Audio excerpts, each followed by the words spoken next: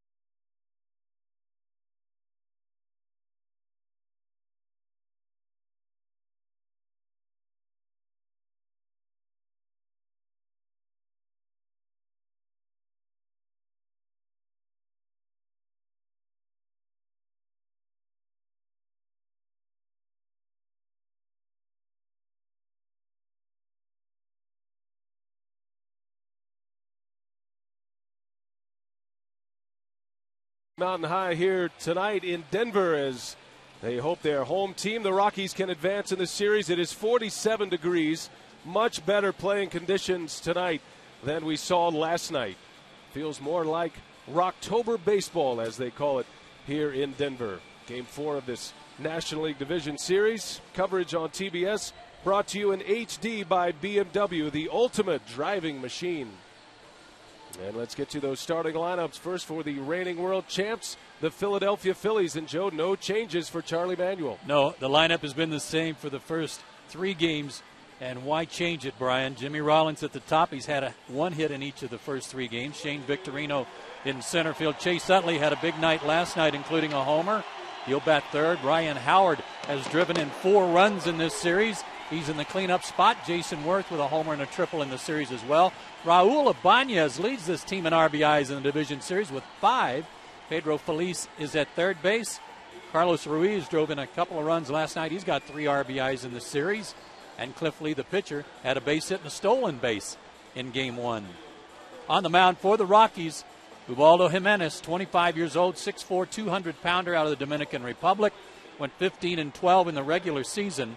5 plain hits, 5 runs, 1 walk, 4 strikeouts. However, in the first 4 innings, he only gave up 3 hits, no runs, no walks, and struck out his 4 batters. And then all of a sudden, in the 5th inning, ran into trouble, and it started with a leadoff walk. And he says he got away from his fastball, started going to some splits and some changeups that got him in trouble. He's been encouraged by his manager and pitching coach to stay with the 100-mile-an-hour stuff. The defense behind him this afternoon, a little bit different, especially in the outfield.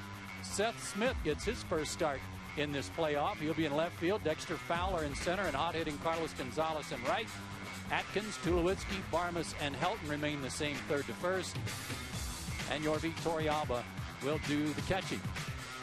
And it'll be Torrealba's job to try to keep the big right-hander settled down here tonight. Ubaldo Jimenez, one of the top young right-handers in the game, and we mentioned has one of the best fastballs going. He was up in the upper 90s in Philadelphia in Game 1, but as Joe mentioned, he ran out of gas. This is a tough lineup to get through the second and third time through, and the Colorado starters have found their troubles in the middle of games. And Jim Tracy's been forced to use a lot of relievers, covering a lot of innings in the first 3 games of this series. Phillies lead 2-1. Phillies winning Game 1 and Game 3 last night. The Rockies picked up their lone victory in Game 2. We're set for baseball. Jimenez first pitch is down low and away we go from Coors Field in Denver. And we're glad you're with us tonight. Shadows could be a factor, Brian. It is a late afternoon start here in Denver.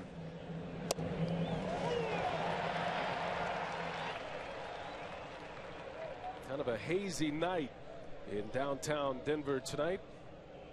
And as the sun pops out, tough to see Jimenez fastball anyway, especially when it goes from the sunlight to the shadow halfway to the plate. That's one of the hardest situations from a shadow standpoint, is having the pitcher stand in the sunshine, having released the ball in the sunshine, and then have the ball travel the distance in the shadows.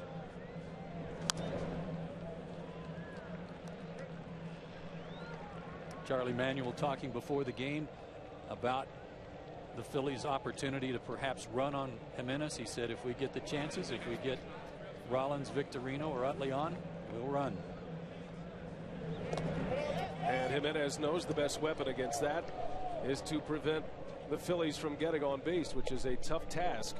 Philadelphia has a dynamic, balanced offense. They hit for a lot of power. They steal a lot of bases. Their success rate with stolen bases is tops in the National League during the regular season as well. And they can hurt you in a lot of ways. That one misses badly inside. I think it caught a piece of the home plate umpire, Ron Kolpa. Got him on the foot, I think. I don't know how Rollins got out of the way. He's right on top of the plate. Torrealba didn't get a glove on it. It hit the umpire right in the foot. They cannot afford to walk 8 batters like they did last night, Brian. They've got to throw more strikes and force the Phillies to put the ball in play. Rollins in the air to center field. Dexter Fowler The rookie Rockies center fielder runs it down for out number 1. 6-man crew here for the postseason. Ron Culpa calling the balls and strikes here tonight. Angel Hernandez, Tim Timmons, and Jerry Davis on the bases. Jerry Davis is the crew chief. The outfield umpires Bob Davidson and Jerry Meals, who had the plate last night. Culpa, his 7th postseason appearance. 1 gone for Shane Victorino.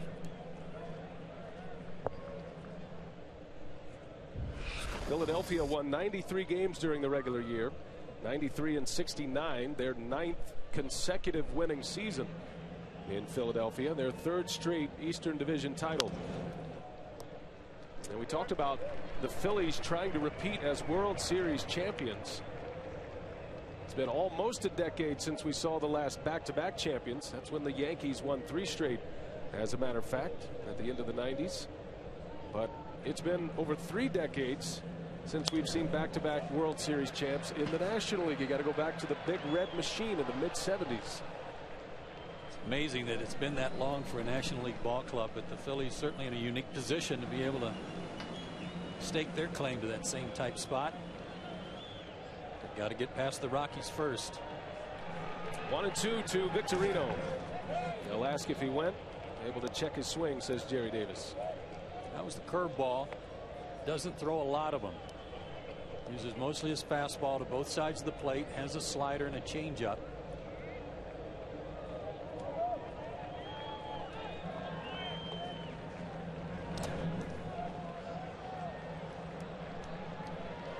Well, the winner of this divisional series will head to Los Angeles to take on the Dodgers. 3 of the 4 division series already wrapped up. All sweeps. The last 2 standing in the NLDS. Victorino pops it up. Torrealba gives it a look. That one is headed for the seats. That last pitch, Brian, I think indicative of what Bob Apodaca and Jim Tracy have tried to get across to Jimenez in this series. That while the Phillies have a formidable lineup, when you get behind in the count or have to deliver a strike like this one, 3-2, stay with your fastball. It's still a great pitch, hard to catch up to, and so far, in the case of Rollins and Victorino, they have not. Puts the fastball down, does Torrealba, and Victorino is jammed, able to fight it off foul. Now Bob Apodaca and Jim Tracy commenting on Jimenez, what they'd like to see differently tonight than what we saw in game 1. He loves the swing and miss pitch, and his swing and miss pitches are his breaking balls, his split finger fastballs. They wouldn't mind if he pitched to contact as Victorino sends that one deep to right. That one's got a chance, and it's gone. Shane Victorino with a home run. A lightning bolt of a shot from Victorino. And just like last night, the Phillies strike first with a long ball. Well, he caught up to that one, didn't he? 99 on that fastball, and Victorino got the head of the bat out there and got it out front. A little bit out away from him, but he crowds the plate. And about 3 feet to the right, it's off the wall. Instead, it's in the bullpen. And like they did last night, they get a first-inning homer. Victorino showed a big power bat last year in the postseason. Had that memorable grand slam against CC Sabathia in the NLDS, and a memorable home run at Dodger Stadium in the league championship series. The 3rd Phillies home run. Victorino joins Utley and Jason Worth.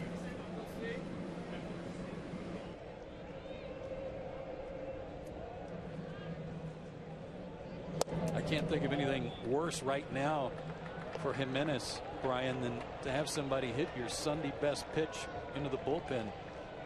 Been encouraged to use it, throwing it hard, and then somebody turns it around. That's got to make him think twice. He immediately falls behind Chase Utley, who is one of the better fastball hitters around. That short, compact stroke. And as a result, he falls behind 3-0. Maybe a little concerned about having his best fastball turned around.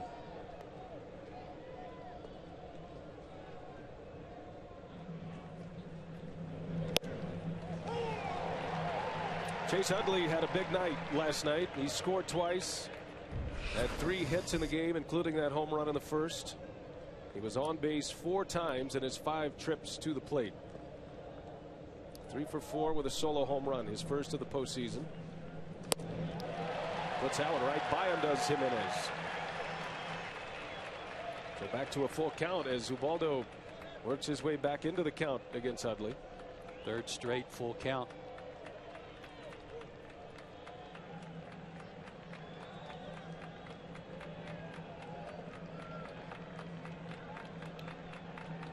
See if he stays with the fastball. 3-2. He did, and that one hit the umpire in the knee. Well, a shaky start for the Colorado ace, Ubaldo Jimenez. After the home run, Utley draws the walk. Boy, the heart of the Philadelphia order has been big in this series so far. Talking about guys like Victorino and Utley and Howard, Worth, Ibanez. This is a tough batting order to get through. And they have done significant damage in all 3 games of this series. They have a lot of weapons, Brian. Those 4 guys. You can see the damage. 6 extra base hits, 12 RBIs, 11 runs scored. As you would expect them to do.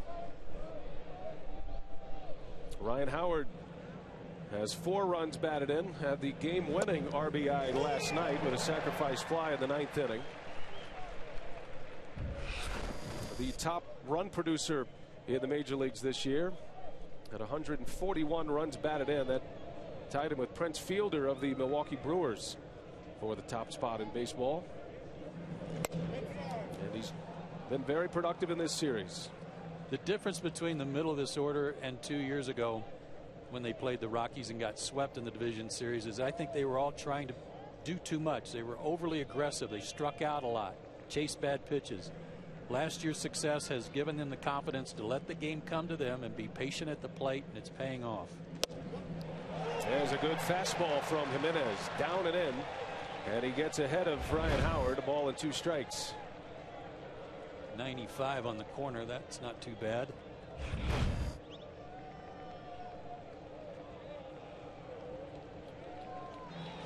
Pitch number 25 of the inning. One thing the Phillies did well against Jimenez in game 1, they were able to implement their running game, stealing bases against Jimenez and putting the Rocky starting pitcher in an anxious spot on the mound. That balance between holding a runner and making good pitches to the batter. Philadelphia had him flustered. Howard rolls to Barmas to second for 1. Tulowitzki's return, not in time. Howard beats it out. The Rockies thought they had a double play.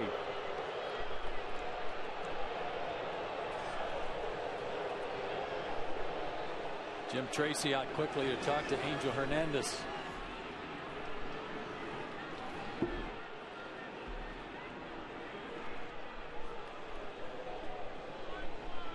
was a close play at first base last night that went against the Rockies that upset Tracy and the club.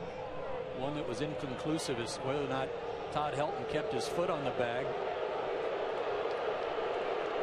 That one appeared that he had his foot on the bag, and they appeared to get him. Yeah, double play. His foot on the bag. Yep, like he kept his left toe on there. Instead, the inning continues for Philadelphia. So Howard at first with 2 outs. Here's Jason Worth. Worth has 3 hits in the series. That includes a home run. Has a couple of runs driven in. He also tripled back in Philadelphia. He scored 4 runs. 3 for 10 at the plate. Inside.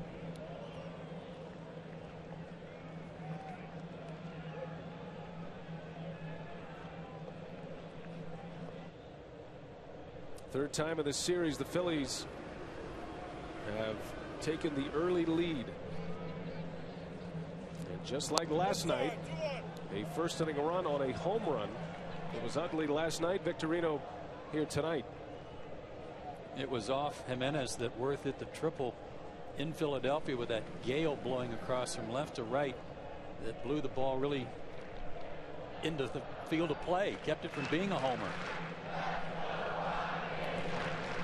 Yeah, Wirt said it was one of the hardest hit balls he's ever had. And had it not been for that strong wind that day, would have easily been into the seats for a home run. He was, a matter of fact, at his home run trot, he hit it so well, and it probably ended up costing him an inside the park home run. Another 3-1 count. Howard takes off, and Wirt sends one to right. Routine for Gonzalez. Inning over, but the Phillies strike first. The team that has scored the first run has won the first 3 games. 1-0 Phillies. The Rockies coming up.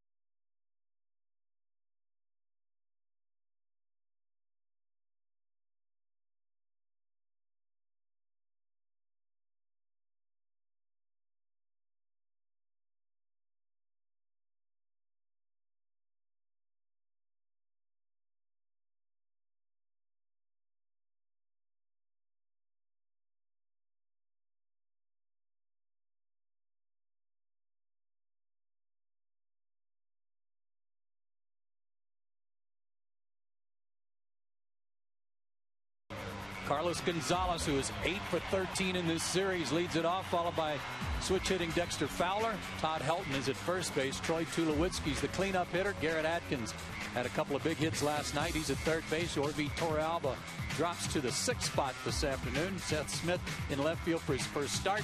Clint Farmas at second base. Ubaldo Jimenez, the pitcher. Cliff Lee on the mound. 32 years old, 6'3", 190. Went 9 innings, 6 hits, 1 run, no walks, 5 strikeouts in Philadelphia. First start ever at Coors Field. And he went the distance in his first career postseason appearance. Lee was a member of the Cleveland Indians ball club that went to the postseason back in '07, but he was left off the postseason roster. And then he came back and won the Cy Young Award in the American League. And Carlos Gonzalez keeps on hitting. Gonzalez with his 9th hit of the series. 8 of those 9 hits have come against left-handed pitchers.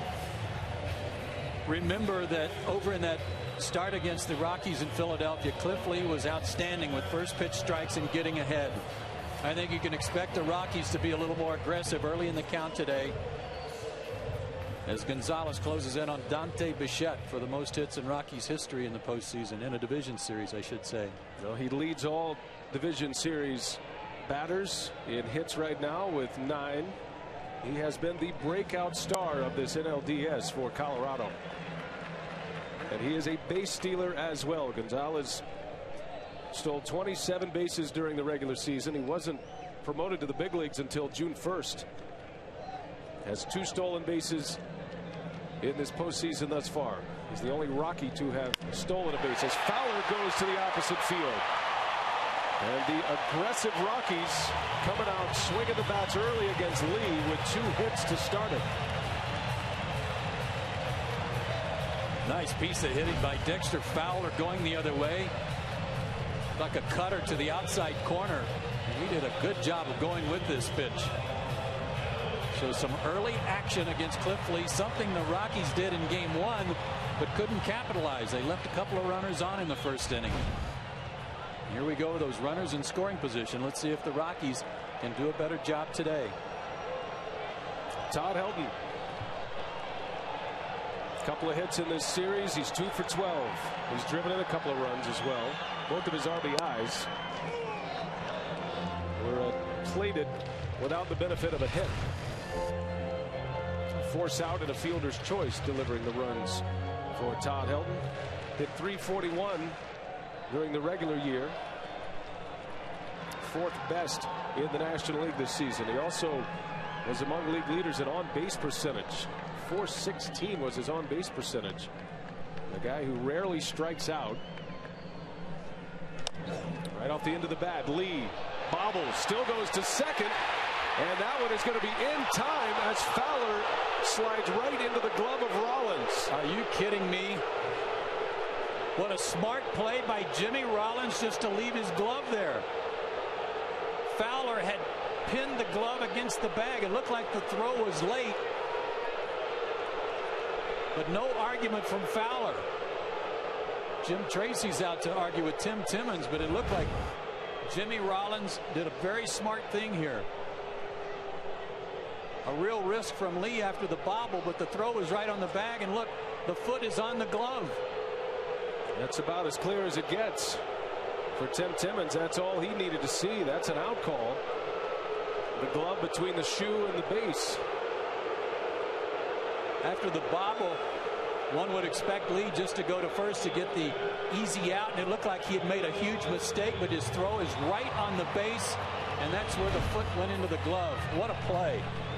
And Tim Timmons right in position to make that call.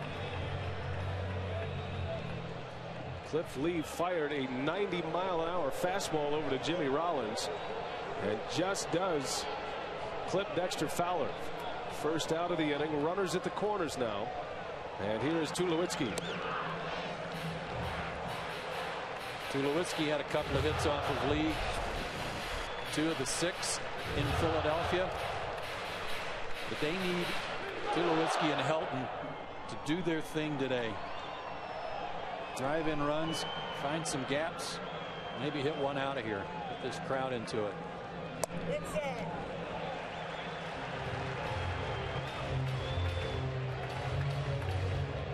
25-year-old shortstop Troy Tulowitzki celebrated his birthday here in Denver on Saturday. In just his 3rd season in the big leagues. And his best season statistically so far, especially in the power categories. Tulowitzki belting 32 home runs this year. 92 driven in. Was up briefly in 06. His rookie year was 07. And a bona fide star at this point. He is fast becoming the face of the franchise here in Denver, Colorado. If you've not seen Troy Tulowitzki in recent days, you can see how spread out he was last year. Even the year before, when he first came up, he spread out so that he could make more contact, cut down on his swing a little bit. Jim Tracy, Don Baylor, Glenn Allen Hill said, hey, we want the guy that can drive the ball out of the ballpark. And this is the way he always hit in the minor leagues and college. More upright and gets better extension. And that batting stance kept getting lower and lower. And Don Baylor was issued with the challenge from Jim Tracy to go find the Rockies 6'3" shortstop instead of the 5'10" version. Yeah, where'd he go? He wanted the power hitter back. And Don Baylor, who managed this Colorado ball club back in '95, their first playoff entry, took the challenge, stood up Tulowitzki, and he's delivered. In the dirt, Ruiz goes to second, and Helton is in there.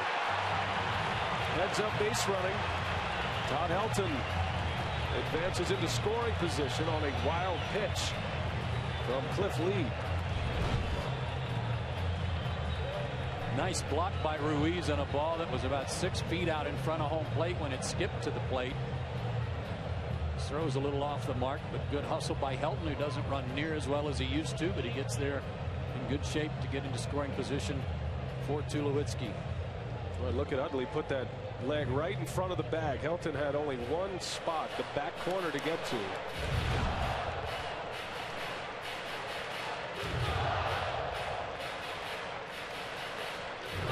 Gotta like it when the fans in Colorado are doing their Tulo chant.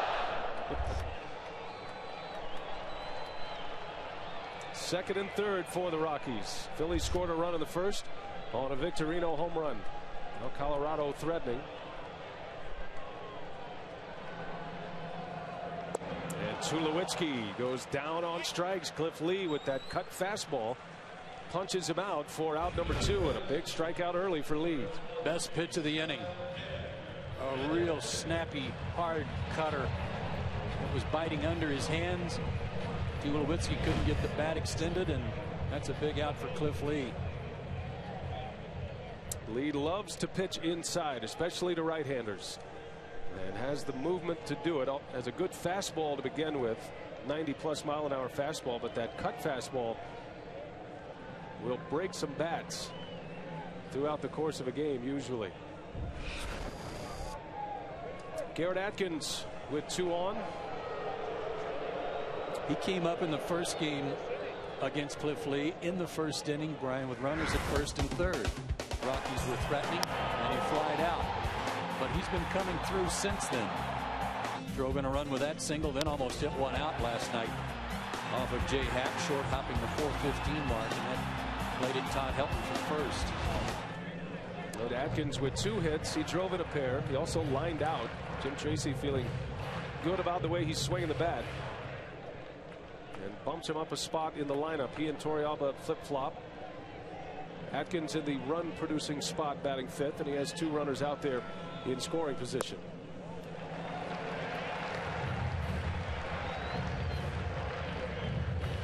Runner in scoring position number we showed you at the beginning of the game. So important for Colorado in this series, the fact that they have not hit well, and they're 0 for 2 this inning already. Rockies trying to get to Lee early before he locks in. In game 1, Lee had 2 on base with 2 outs, got out of the inning, and ended up finishing the game. At one point, he retired 16 straight Rockies back at Citizens Bank Park. That was on Wednesday.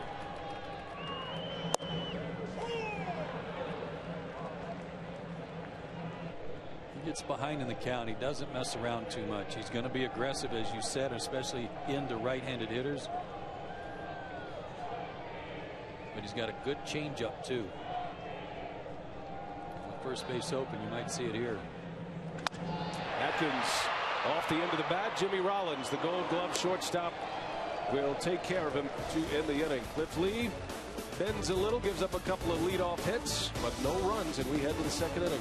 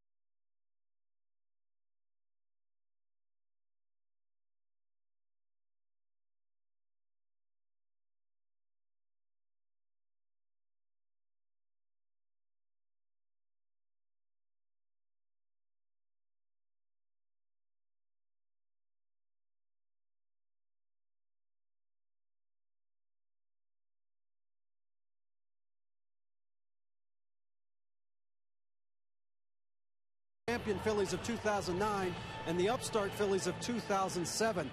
Phillies tell you that that season, even though they didn't win the World Series, that was the most important year for this franchise. Think about all the questions that surrounded what is now that core group of Phillies. People thought Jimmy Rollins wasn't a great leadoff hitter. They wondered if it was worth trading Jim Thome away so that Ryan Howard could play every day.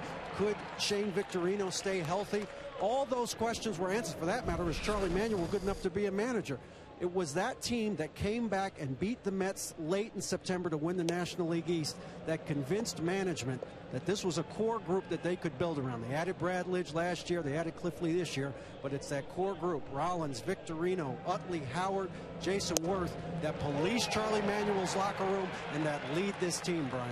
And many of those players given multi-year contracts, and it allows Charlie Manuel to have a most consistent lineup throughout the course of the regular season and certainly here in the postseason. He's used the same 8 position players in his starting lineup in every game, and it's not just about the players that went through that experience, but they've all upped their expectations and they've all performed at a much higher level. As Jimenez strikes out Raul Ibanez. Good pitch there. Good start for him after giving up the home run in the first and pitching out of some trouble. Here's the pitch sequence for that strikeout of Ibanez, who last night walked 3 times. Curveball, fastball fell behind, but then came right back.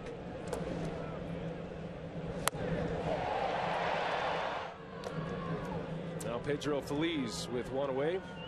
David made a good point there. He talked about how those guys police their clubhouse, Brian, and we noticed in the first game in Philadelphia, you wondered if the Phillies would have the same desire to repeat as they had for their first World Championship, and that was evident from the first inning on in Philadelphia in Game 1. And these guys, these veterans, are not going to let anybody half step. They are good at going for the kill. They know what it takes to win. And they've got seasoned veterans at virtually every spot. And now veterans that have been through the postseason fires as well. And a World Series championship a year ago. The Phillies trying to repeat as World Series champs.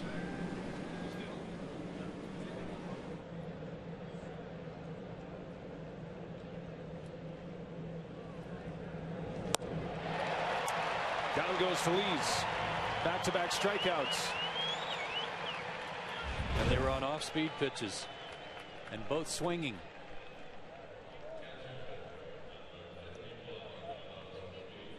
He's got a good curveball. He's not afraid to throw it at Coors Field. He just can't fall in love with it. You've still got to keep the hitters honest with that good fastball. Well, Jimenez threw 30 pitches in the first inning. Gave up the home run to Victorino. And 3 base runners in the first. Just 11 pitches thus far. 2 up, 2 down with 2 strikeouts for Ruiz. And a bouncer over to Barmas. Off his glove. Cannot recover. Ruiz has another hit. That's his 4th of the series. He's now 4 for 10 in this series. And a 2-out base runner for Philadelphia. Their bottom of their order is such that you just can't relax any. They've got too many weapons, as Ruiz proved last night. And at the very least here, he clears the pitcher with 2 out. Gets him out of the way to start the next inning.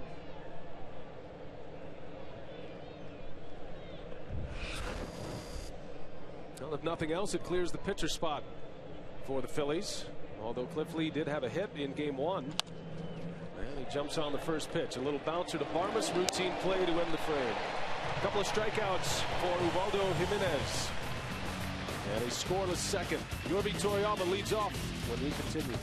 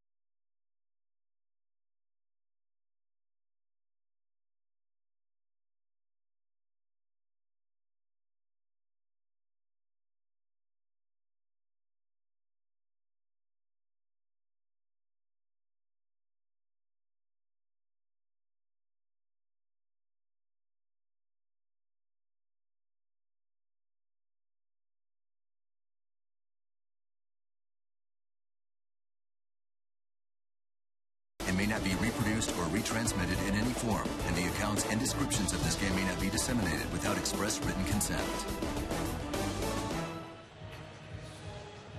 Sellout crowd here at Coors Field in Denver, Colorado. Brian Anderson with Joe Simpson, David Aldridge. 1-0, the Phillies lead the Rockies. As we head to the bottom of the second, Phillies got a run on a Shane Victorino first inning home run.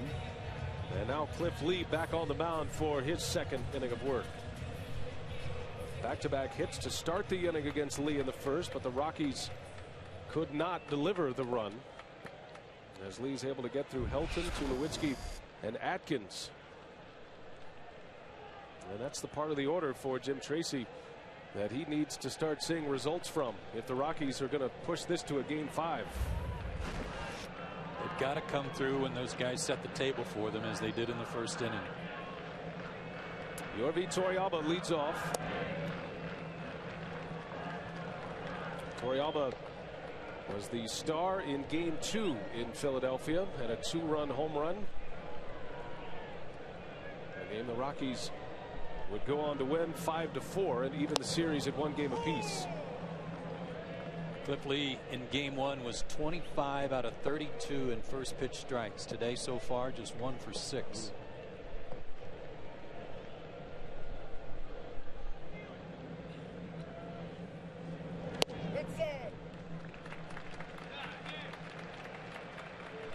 Lee, the reigning American League Cy Young Award winner, traded from the Indians to the Phillies before the trade deadline on July 29th.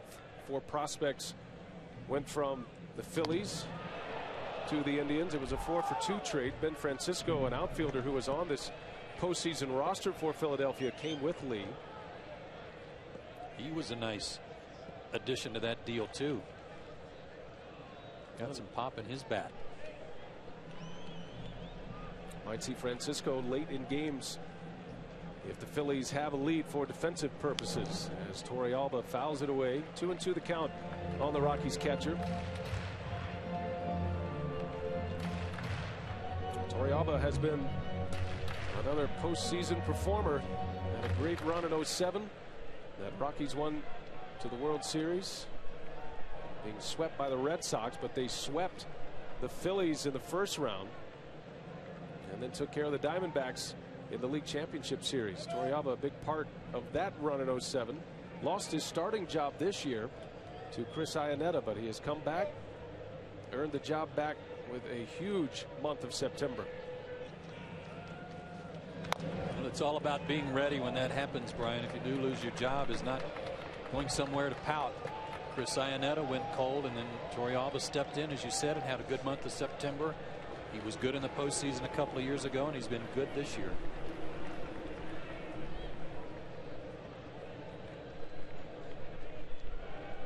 Torrealba 3 for 10 in the series with a homer and 2 ribbies. Out in front of that one. Down he goes on strikes. Strikeout number 2 for Cliff Lee. Cliff Lee, like so many other pitchers, is a creature of habit. He likes to go to the mound and then look at this little phantom pitch to second base before he starts warming up to the catcher. But he's also a guy who likes to be the first one out of the dugout to start warming up. But in the postseason, the commercial breaks are a little bit longer. He's now trying to time it so that he doesn't go out, warm up real fast, and then stand around waiting to get going. He's timing it so that he's ready to go when we are. He's not exactly on speaking terms with the timeout coordinator for TBS. No. He's always ready to go and utilizing both sides of the slope. Seth Smith in the starting lineup for the first time in this series. Has a couple of pinch hit appearances. Did have a hit. It was his base hit that knocked Jay Happ out of the game in game 2. He hit a line shot right off the left-hander's left knee. Happ made the start yesterday for the Phillies and struggled. Went just 3 innings, allowing 3 earned runs. They were in the bullpens early yesterday, both clubs. Jason Hamill, the Rocky starter, went just 3 2/3. That's one thing Jim Tracy pointed out when we had a chat with him earlier today. He needs to get some innings from his starter, especially with his ace on the mound tonight. I don't think there's any question that when you look at this series and what the Phillies did loading their lineup, I should say, loading their rotation with lefties, and after the weather delay on Saturday, it allowed them to bring Happ back. It really stymies the Rockies in putting their best offensive lineup on the field. They miss having Smith, Stewart, Hawk all in there against right-handed starters. And all left-handed bats as Smith cuts and misses. Strikeout number 3 for Cliff Lee. So 2 up and 2 down. And Lee breaking out all of his pitches at this point. Well, we go back to these veteran pitchers who, if you don't get them early, you don't get them. Rockies had a chance there in the first inning to have a big inning and couldn't come through. They were 0 for 3 with runners in scoring position. And now he seems to have found a groove. He's shown a good fastball. He's kept it down. He's thrown a couple of good cut fastballs. And an excellent curveball to get Smith. Clint Barmas with 2 outs. Right to the bottom of the strike zone. Lee gets ahead of him 0-2. 2 excellent pitches back to back. And Barmas looking for his first hit.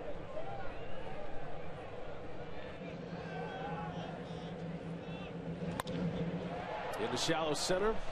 Victorino. His large outfield runs it down for the out. 3 up, 3 down for Cliff Lee. We head to the 3rd inning from Coors Field in Denver. 1-0 Phillies.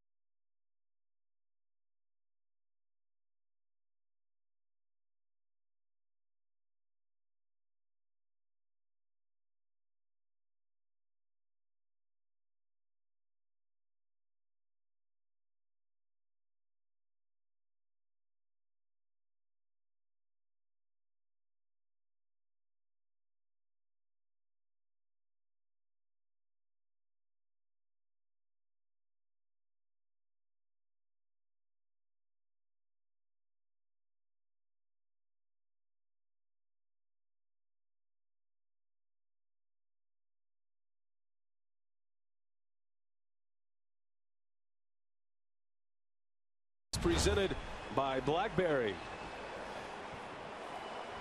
And this past Wednesday, Loveland Ski Area opened its chairlifts for one of their earliest ski season starts ever. Loveland became the first ski resort in North America to open for the 09-10 season. Looked like skiing weather here just a couple of days ago, but we've got a nice night for baseball tonight. Phillies out to the early lead as Rollins rolls one out to the Gold Glover Todd Helton. Jimenez there for him, and it's out number 1. 1 pitch, 1 out for Ubaldo Jimenez. Jimenez has settled in a little bit too after running into trouble in the first inning with a home run and a walk and a quick out of Jimmy Rollins. Here comes Shane Victorino. Popped his first home run of the postseason this year back in the first. His 5th hit already. He's 5 for 13 at the plate.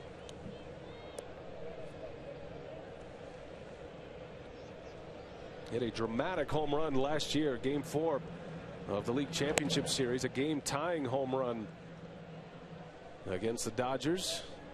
Phillies on their way to their World Series championship.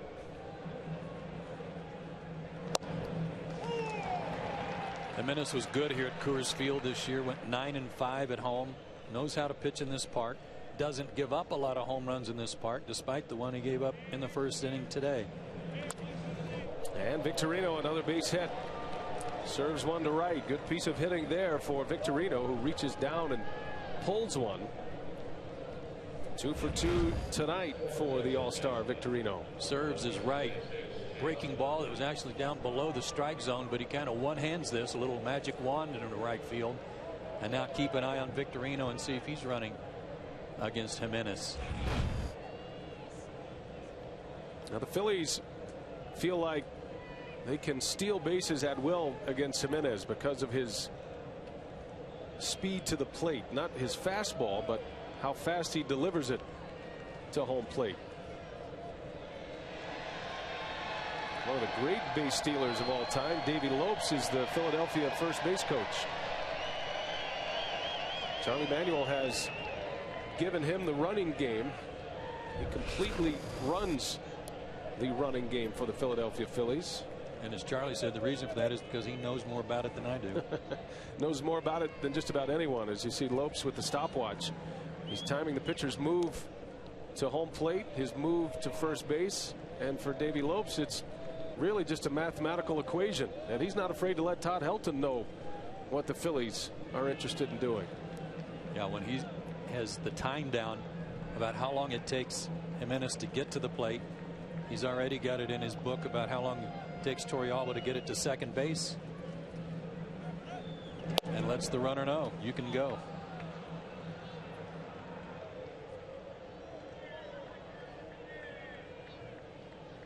Lopes, a great base stealer in his time with the Dodgers. Career success rate as a player, 84% for Davey Lopes. So he's certainly a man who knows what he's talking about. And he's given this Philadelphia ball club a different dynamic with the running game and the speed game, not just a power hitting team. And I think that's what helps the hitters at times, is the threat of somebody running.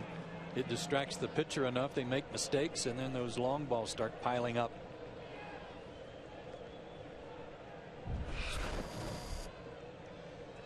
.84.5% over the last 3 years. That's amazing. The best in the big leagues for the Phillies in their 3 division title seasons. With Rollins and Victorino, Utley can steal a base. Worth. There's a base hit. Chase Utley in the right center. Victorino's on his way to third. The throw from Gonzalez is not in time. Victorino is in there. Gonzalez has the best arm in this Colorado outfield. And another call goes against the Rockies on a close play at third base. Jim Tracy's close to arguing for the cycle. He's been to first, he's been to second, now he's at third. Talking to the crew chief, Jerry Davis. What a throw, what an amazing throw by Carlos Gonzalez. After Victorino went first to third. Just a laser right to the bag. Throw beat him. Tag was a little late. Yep. I think it was a good call.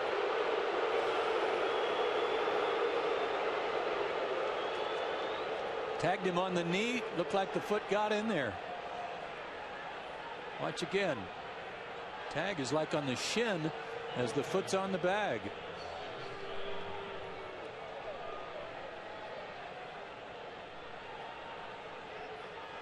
I think it's a good call. Jerry Davis, the crew chief, was right on it, and Atkins' tag came in late. Victorino went to the back corner of the base. On that throw to third, Utley advances to second. So now the Phillies with runners at second and third, and Howard coming up, and the Rockies content to walk one of the best run producers in the game. Yeah, and lost in all that was a good swing Utley put on that pitch to hit it into right center. I think most of the time, Brian, that's an easy first to third for Shane Victorino. Only Gonzalez's strong arm made it close. And as you pointed out, a good slide to the back corner May have saved him. Well, it did save him, but it looked like the tag was like up on the shin or even close to his knee.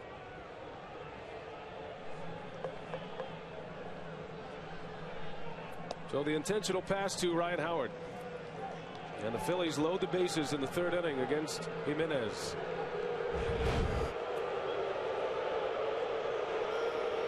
Take a look at the mid-shin, knee. I think he was in there. I think the foot was on the bag when that was applied.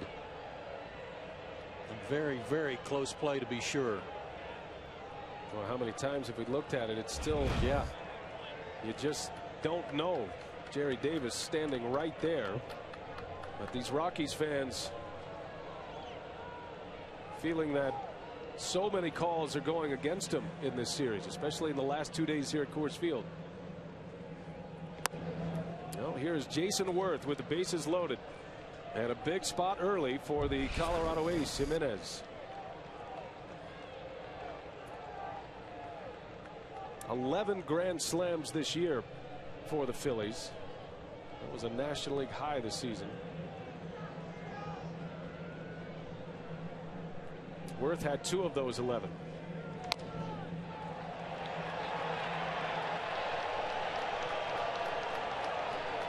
.96 on that fastball that he fouled off his foot.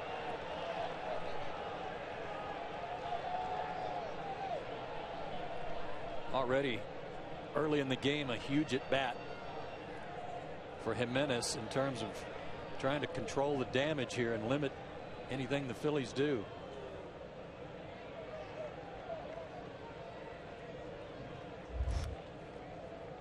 .56 pitches already for the Colorado starter.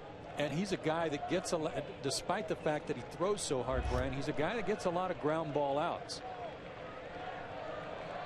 So he certainly needs one here in the infield playing back for a double play to get out of the inning. Wirt's a tough man to double up. He has good speed. Rockies have good arms in their outfield all the way around. The best arm is in right, as you've already seen with Carlos Gonzalez.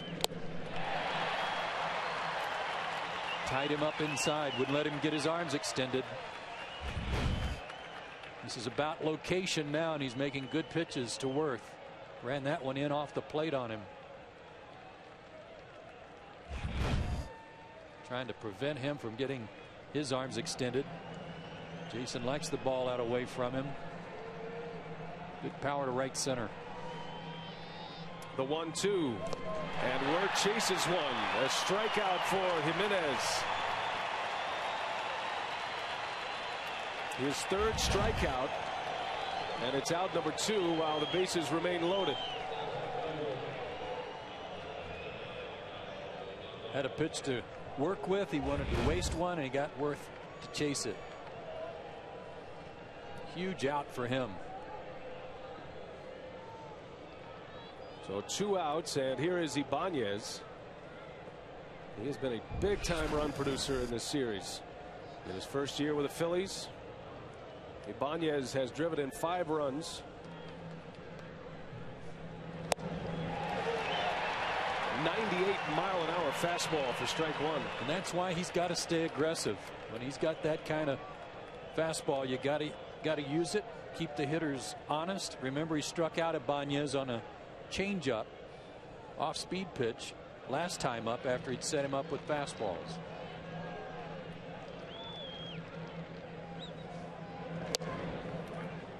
Now only Alex Rodriguez with more runs batted in the League Division Series this year.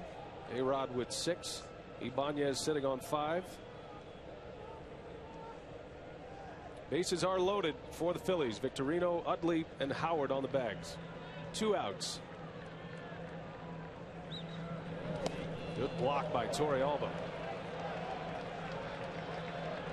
Saves a run for the Rockies. He's done an excellent job of that in this series from the first game on. Making sure the ball was going to scoot through between his legs, had the glove blocking up the 5-hole, and just smothered it with his chest.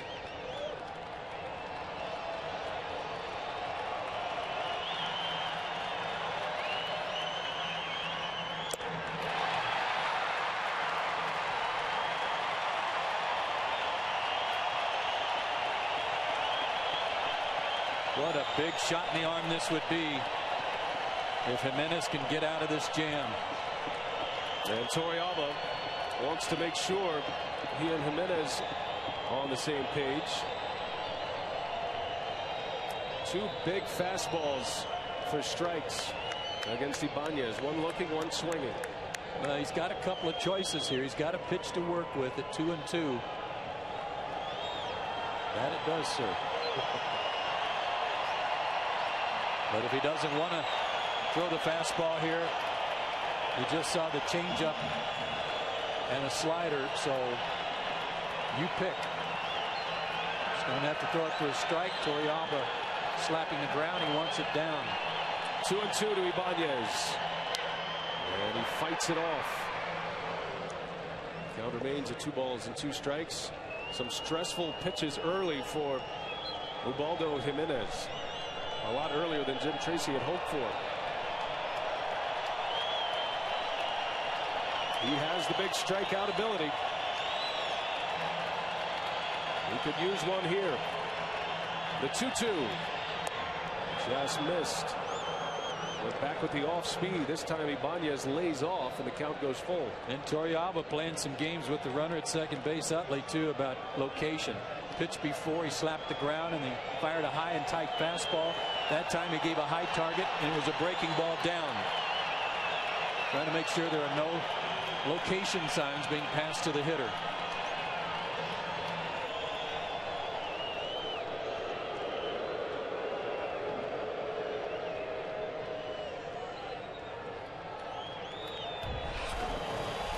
Action pitch coming. Nowhere to put him. 3-2 the count. 2 outs. The runners take off. Ibanez swings and misses. Unable to check it. And a big strikeout. They're pumping the fist here in Denver. What a finish to the inning. Great job by Jimenez.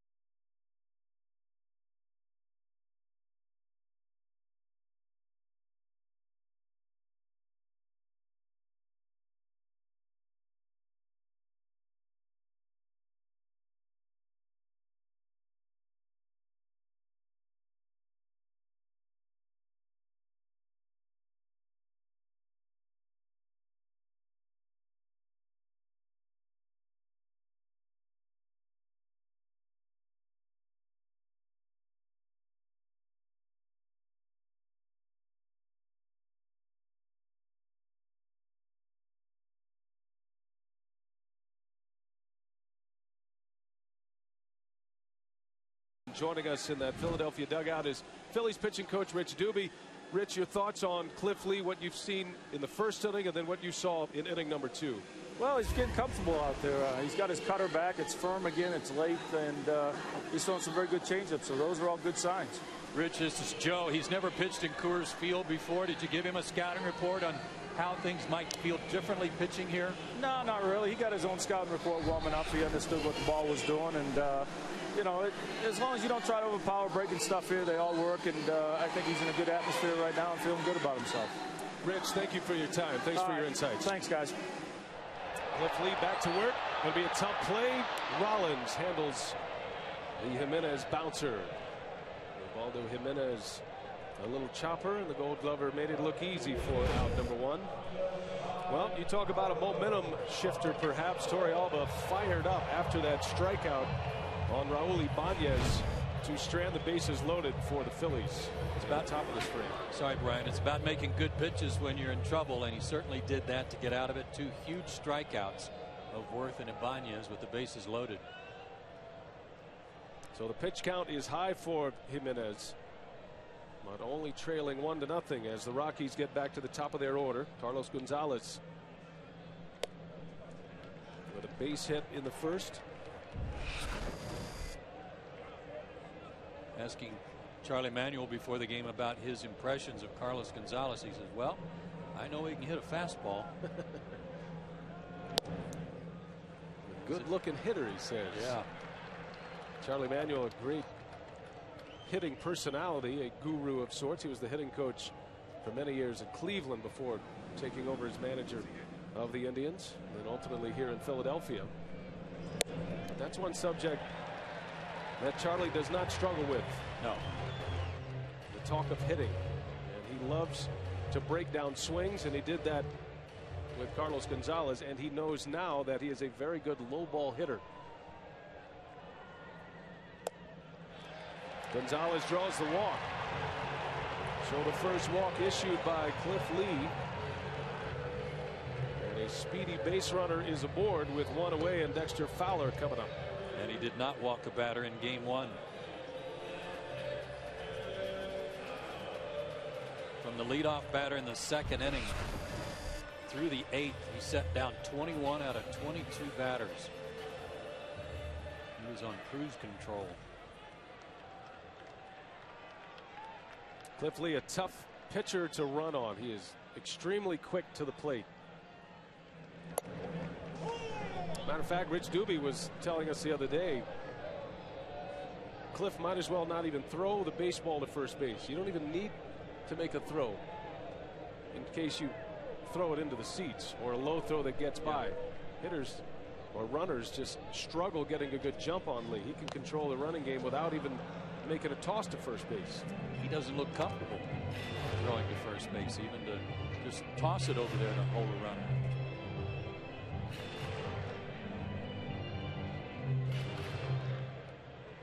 Fowler trying to get himself aboard too there with another bunt for a base hit attempt, but puts himself in the hole 0-2. Rookie center fielder Dexter Fowler.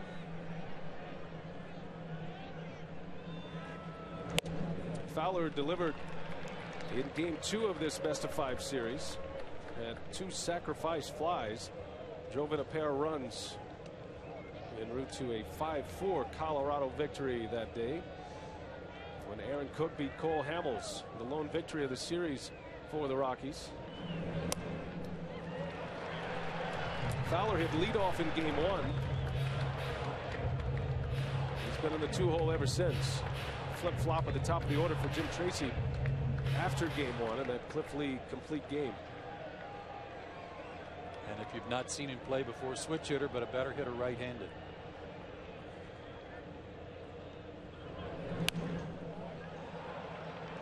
Good fastball there, up and on his hands, biting in on his hands, a cutter.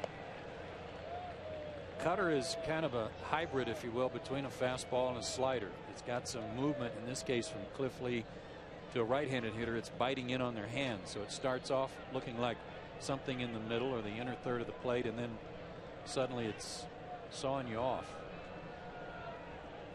Short lead for Gonzalez. Fowler rolls one to second. Utley will place the tag on Gonzalez, shovels one to first for a double play. Outstanding play by the Philadelphia second baseman Chase Utley. Inning over, and Lee 3 scoreless on the board.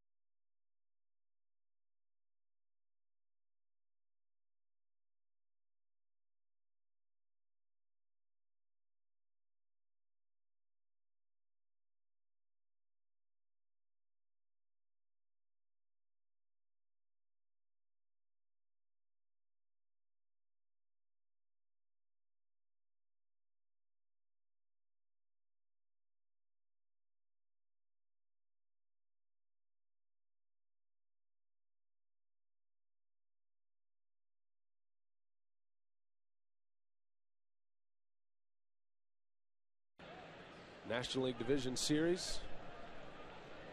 Best of 5, 2-1 advantage for the Philadelphia Phillies after winning a thriller last night here at Coors Field. Pedro Feliz will lead off. It's the bottom of the order against Ubaldo Jimenez. First pitch swinging, a bouncer to Tulowitzki, and one away. What a perfect beginning to the inning for Jimenez after pitching out of that jam with the 2 strikeouts and get a first pitch out. Of course, he got a first pitch ground out from Jimmy Rollins to start the third before the bases were loaded too, but he's got to be feeling pretty good about himself right now. 66 pitches already for Jimenez. He could use a quick inning here, a low pitch inning. Carlos Ruiz reached on an infield hit in the second. Drove in 2 runs last night. 2 for 4 at the plate. Ruiz now 4 hits in the series and 10 at-bats. And if you're going to beat the Phillies, you must control the bottom of the order. If the bottom of the order gets on base and the lineup turns over to Rollins and Victorino, and then the muscle in the middle of that Philadelphia order, you're looking at a long night. Well, that to me is where their big innings come from, Brian, is you know what you're going to have to deal with when you start an inning with Rollins and the rest. But if the bottom of the order gets something going and then, as you say, get to the top, it can lead to a huge inning. Sawed him off, a little pop-up, easy play for Atkins, and 2 outs. I think the same applies for Ubaldo Jimenez as it does for Cliff Lee. The Phillies did strike in the first inning with that home run by Victorino, but didn't capitalize on a bases loaded opportunity last inning. If Jimenez locks in, he can be extremely tough to handle. It's had a 5-pitch inning thus far, and he has the pitcher Cliff Lee at the plate with 2 outs.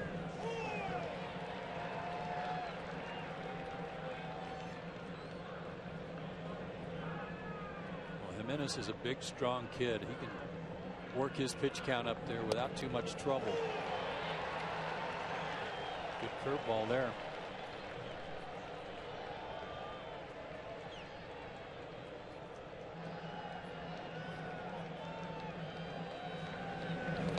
And down goes Lee. An 8-pitch inning for Jimenez. He picks up another strikeout. That gives him 5. Here come the Rockies in the bottom of the 4th, trailing by a run.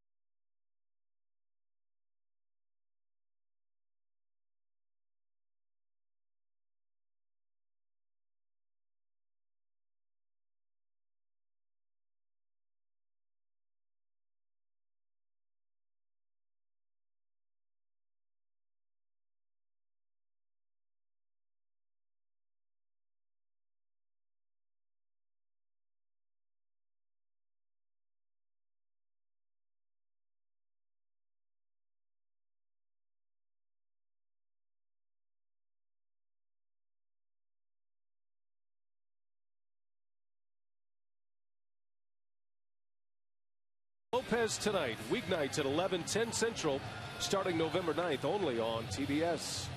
That'll be fun. He's a funny guy.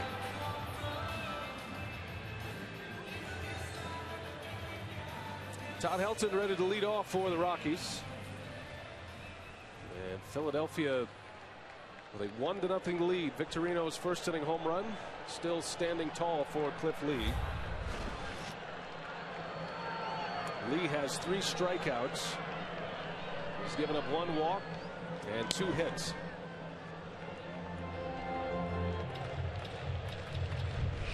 Held the former batting champion and had another great season. Had back surgery in the offseason this past year. Came back healthy once again. You knew Todd Helton was healthy when he was joking around, kind of the clubhouse clown, keeps everybody loose. Something that was not there for him a year ago when he was dealing with a balky back. Numbers were down last year, and understandably so, but he was right back where he was accustomed in 2009. Anybody that has to suffer through a bad back can relate to that and how miserable it makes you. Check out the comparison between 09 and 08. There is really no comparison, but back to more familiar territory for Todd Helton in that batting average. Last night was a rarity for him. Everybody after the game talking about how odd it was to see him strike out in such a crucial situation when Madsen came in and fanned him on some high fastballs. That just never happens. 2 balls and 2 strikes on Helton. Serves that one over to third, and Phillies will make the play for out number 1. Now, there was a pitch that made him take a funny swing. Target away, and that looked like a cutter. Might have been the slider. I think it was just the cutter, though, at 87. That was just moving away from him. And again, he started his swing maybe thinking and recognizing fastball, and then trying to slow it down when he saw the ball moving away from him. Really good pitch from Cliff Lee. And a tough matchup for Todd Helton. The lefty on lefty matchup. 3 lefties in the starting 9 for Jim Tracy tonight against Cliff Lee. Charlie Manuel came into this series knowing he has the dynamic left-handed starters, and he's been able to put a lefty on the Rockies in every game and will continue to do so even if it goes to a Game 5 tomorrow. Cole Hamels in Philadelphia right now is ready to pitch Game 5. And a new father. Congratulations to Cole and Heidi. Baby born Friday morning. Hamels pitched Game 2. Left the game in the middle of the game right after he was taken out, as a matter of fact, and rushed to the hospital for the birth of his first child, a son. But Charlie Manuel left Cole Hamels behind. He threw a bullpen session yesterday, his regular between starts routine. So he is available to pitch Game 5 as Tulowitzki sends one foul. Hamels available tomorrow, but also for the Phillies available for Game 1 of the League Championship Series. If Philadelphia can win tonight, that would set up the LCS MVP from a year ago, Cole Hamels, to go Game 1. Yeah, they would be in real good shape, but they've got to win first. And the Phillies are going to fly home tonight no matter what. If they win tonight, they're still going to go home, repack, and then head out to LA where the series would begin if they win. NLCS starts Thursday, the ALCS on Friday.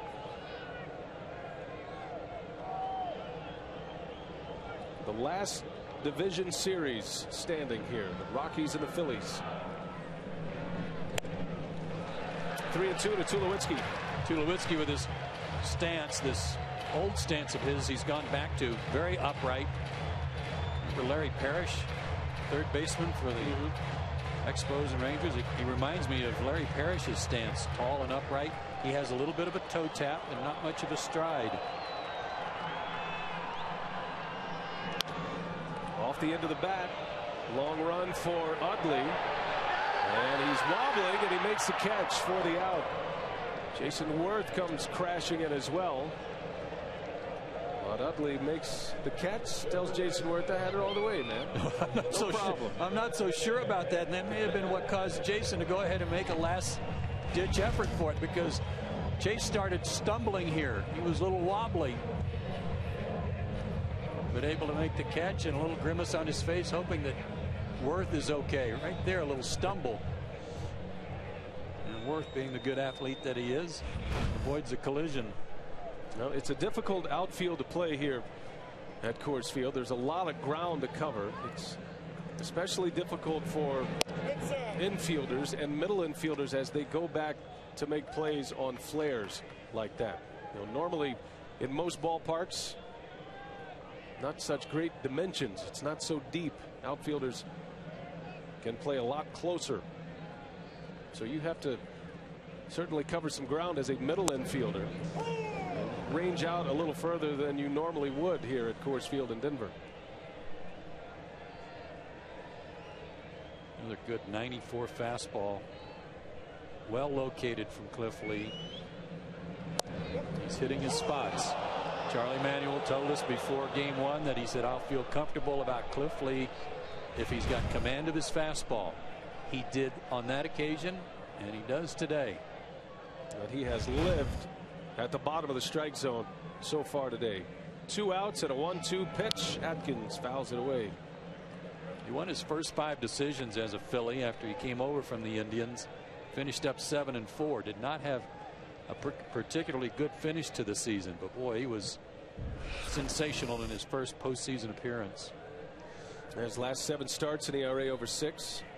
Combined this year, Cliff Lee, between the Indians and the Phillies, 14 wins, 13 losses, an ERA of 3.22.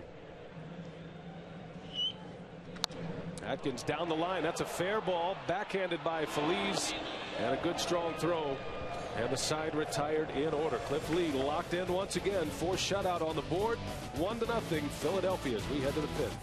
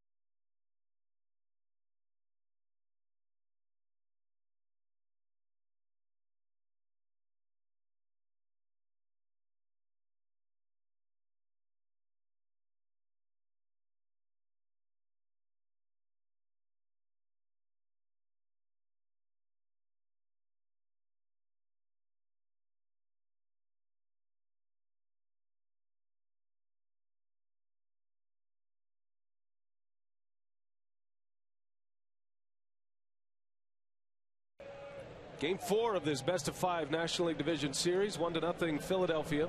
A Shane Victorino first-inning home run. Still the only run on the board thus far. Phillies have threatened a couple of times.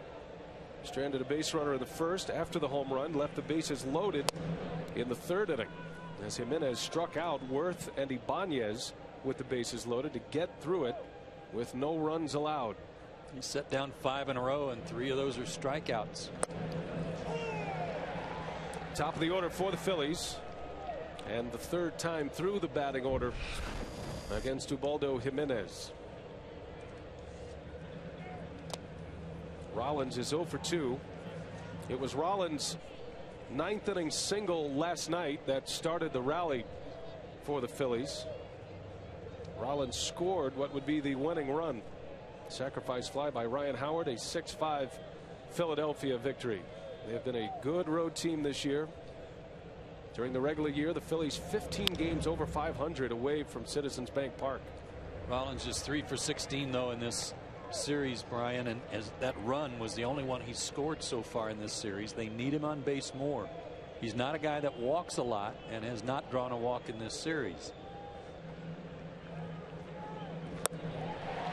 Jimenez took a little off and picks up strikeout number 6.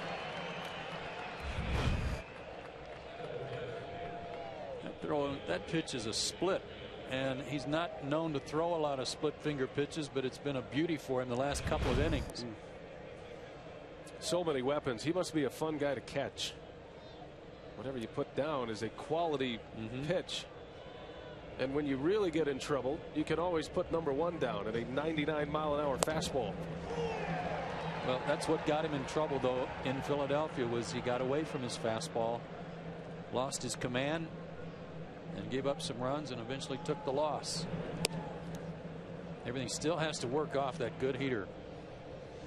Torrealba was saying after game 1 he'd like to see Jimenez back it down a couple of notches. He'd like to see him command a 95, 96 mile an hour fastball as opposed to airing one out at 99 or 100, not knowing where it's going, as Victorino is retired. 2 up and 2 down for Ubaldo Jimenez in the 5th.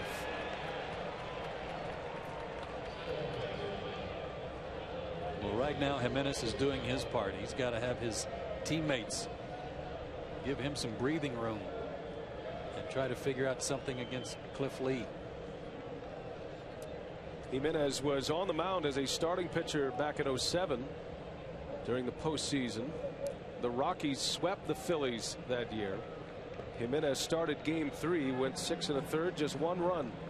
Took a no decision, but it was a Rockies 2-1 win, and a win that would send them to the league championship series against the Diamondbacks.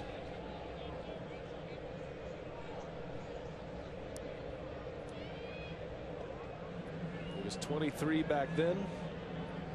Pitched well in the postseason.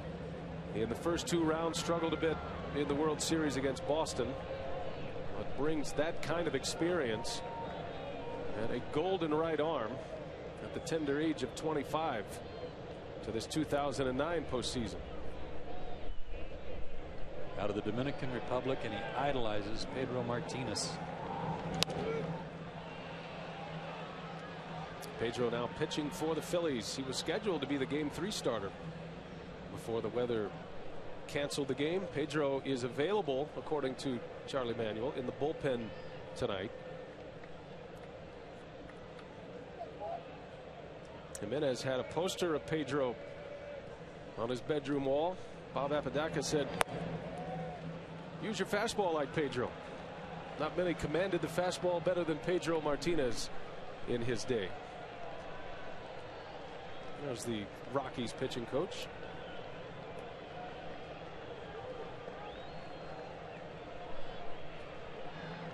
Three and 1 to Utley. Full count. That looked like a slider and a good pitch. Threw to the back foot, meaning it was breaking down and in, and he swings over the top of it.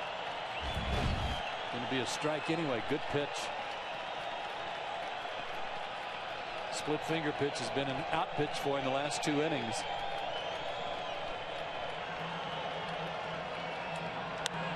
Popped him up. Another jam shot. Tulowitzki hauls it in for the out. Jimenez rocking and rolling.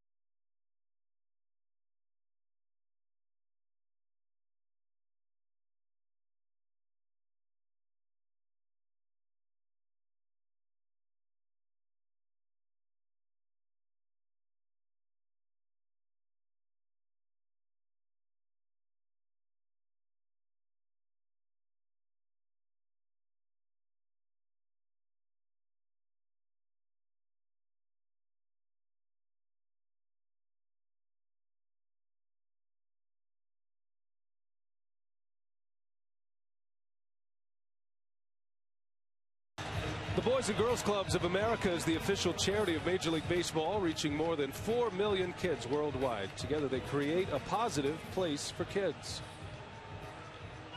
And a lot of kids among the sellout crowd at Coors Field, over 50,000 on hand once again. Yesterday they drew 50,109 on a chilly night for baseball here in Denver.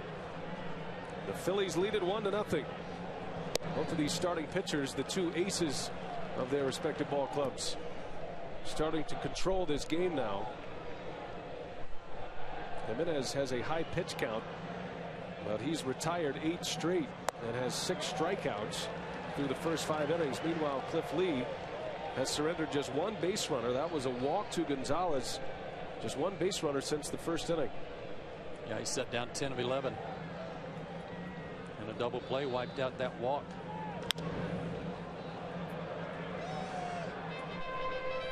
Yorvi Torrealba, the leadoff hitter in this 5th inning. Lee struck him out in the 2nd.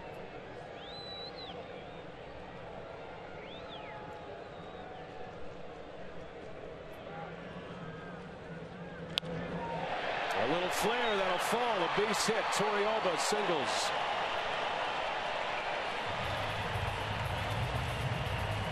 Now with a base hit by Torrealba, let's check in with Ernie Johnson in our Atlanta studio.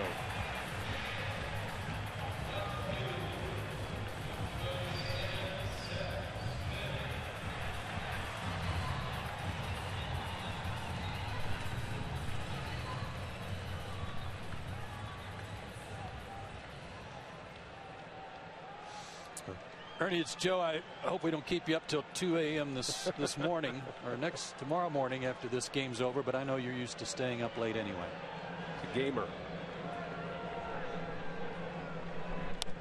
Seth Smith with a runner at first. The Rockies, for the first time since the first inning, have their leadoff runner aboard.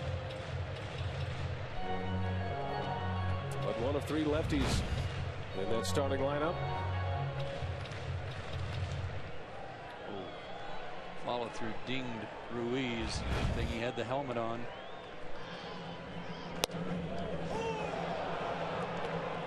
Again, command of the fastball to the corners. He is ultra sharp again tonight. He surrendered just 3 hits. Lee with 3 strikeouts and 1 walk. Smith pops it up. Jimmy Rollins a long way to go. Ibanez will call him off, and the left fielder makes a catch for out number 1. And he's not just flipping it up there to the corners. I mean, he's firing it at 92, 93. Got something on it, and then backing it up with that cutter. Mighty tough.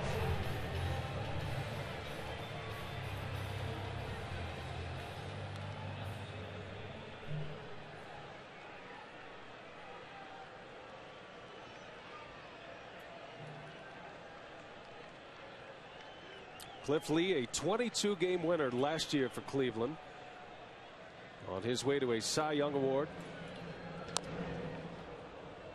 22 wins for the Indians, only 3 losses a season ago.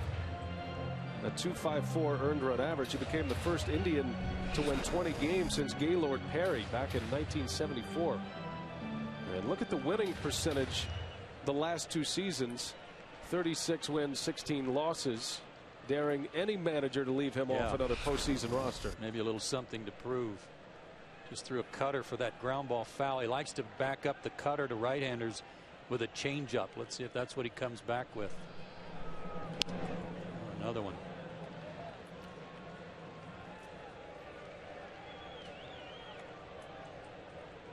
And he's old school too. He does not ice his arm after games. I don't know of anybody that doesn't do that anymore.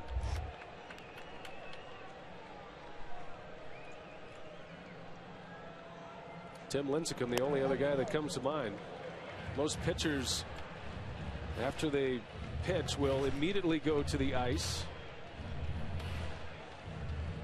Got to get the area settled down and help the healing process. But not Cliff Lee. He strengthens his arm by throwing more. And that's what you mean by old school. Yeah. He long tosses, throws his bullpen sessions. He's a guy who likes to throw the baseball a lot. Something Nolan Ryan can appreciate. And he works fast.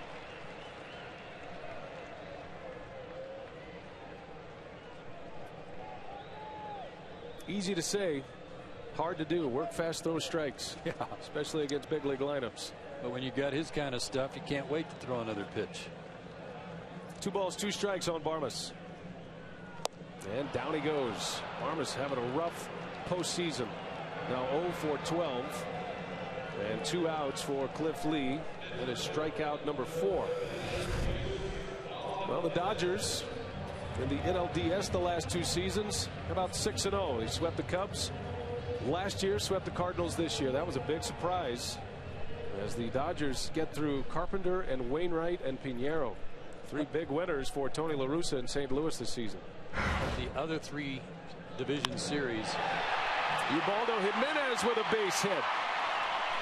So it's the Rockies pitcher who comes up with a single. How about that? Wasn't a bad hitter during the regular season. 13 hits, hit 220. Fights the fastball off. Drops it in front of Jason Worth, who had thoughts of going to first base, but decided against it. Could be a big hit. It brings to the plate Colorado's hottest hitter, and the hottest hitter in the postseason at this point, Carlos Gonzalez.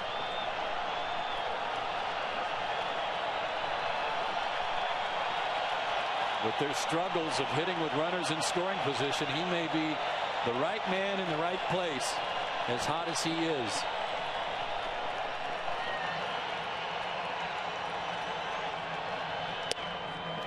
Gonzalez has been on base 11 times in this series. Has 9 hits, 8 of those hits against left-handed pitching. He had 2 hits against Cliff Lee in game 1 while batting out of the 2-hole. Homered here last night, part of a 3-hit game, in a game where he scored 3 runs. You get the idea. And likes the fastball, as we said. Off the end of the bat, Jason Wirtz settles under it, and Cliff Lee keeps mowing him down. The Rockies strand 2 base runners, their best threat since the first, but they come up empty, and it's still 1-0.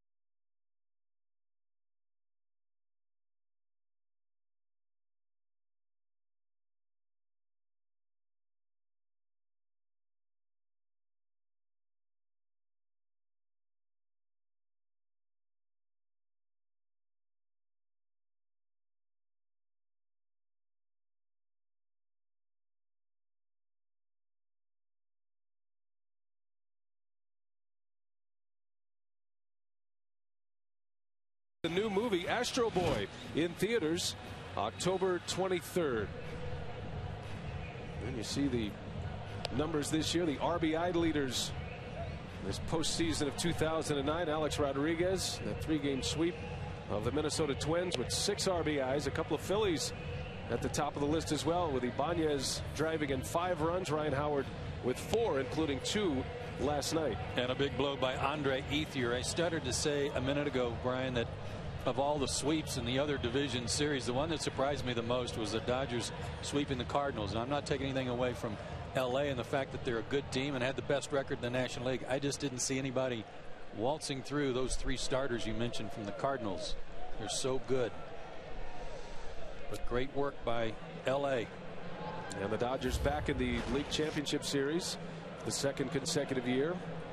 A Philadelphia win tonight sets up a rematch of the NLCS from a year ago. Ryan Howard starts it. He's been on base twice. He reached on a fielder's choice in the 1st inning, and then he was intentionally walked in the 3rd. He's 0 for 1. Jimenez looks good, has 6 strikeouts, 8 straight retired. He had the bases loaded in the 3rd inning, then struck out Worth and Ibanez to get out of a mess. And he has locked down the Phillies since. Back-to-back sliders, good pitches.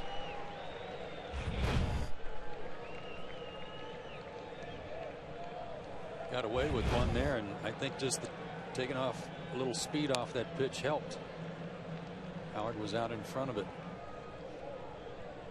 And he's out in front of it because of the fastball. Again, everything works off his mid to upper 90s fastball, and the hitters have got to respect that. Little bouncer into the shift. Tulowitzki on the right side of the infield takes care of Howard. Now Jimenez coming off a career year, and you could call it perhaps the greatest year by a pitcher in Colorado Rockies franchise history. A 15-win season for Jimenez, which was a career high. 3.47 ERA, a career low. And a career high for innings pitched as well, 218. And when a strikeout pitcher like this logs that many innings, he's going to post big strikeout numbers, and a career high 198 strikeouts for Jimenez. How about that last curveball? Right over the top, called strike, then comes back with 97 gas. It's all there. Jason Worth out in front. A pitch that is 20 miles per hour slower than his fastball. Curveball, fastball, then another curveball. Outstanding. And then a backbreaker for Worth. The 1-2. Got a piece. It's impressive that Worth can dial it up for a 97-mile-an-hour fastball after he just saw a 76-mile-an-hour curve.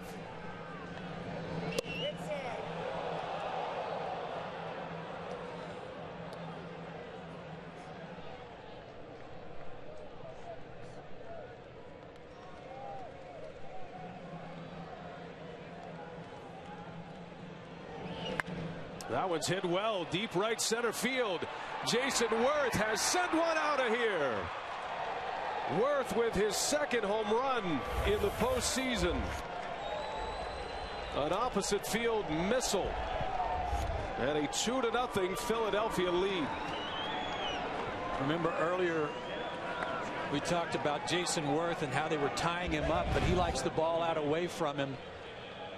And that curveball stayed up high and out over the plate. Again, great power the other way. And that's the way these Phillies are. You can make them look bad for most of an at bat, and then all of a sudden, bang, there's one over the fence. Jason Worth's 4th hit of the series. 2 homers and a triple at this point. That was a very well hit ball into deep right center.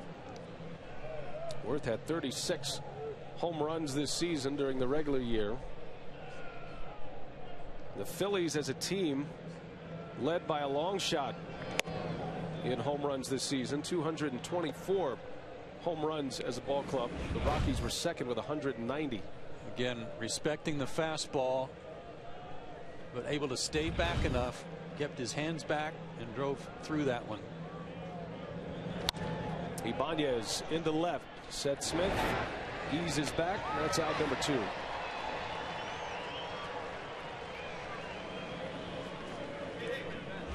Another look at that swing and the flight of the baseball, and one of the deepest parts in the visiting bullpen, out where Chase Utley hit his yesterday. Both of Word's home runs in this series have come to deep right center. He homered in game 2 of Rafael Betancourt. A bouncer to second. Barmas takes care of Phillies. The inning is over, but a pair of solo home runs has the Phillies on top 2-0 as we head to the home 6th.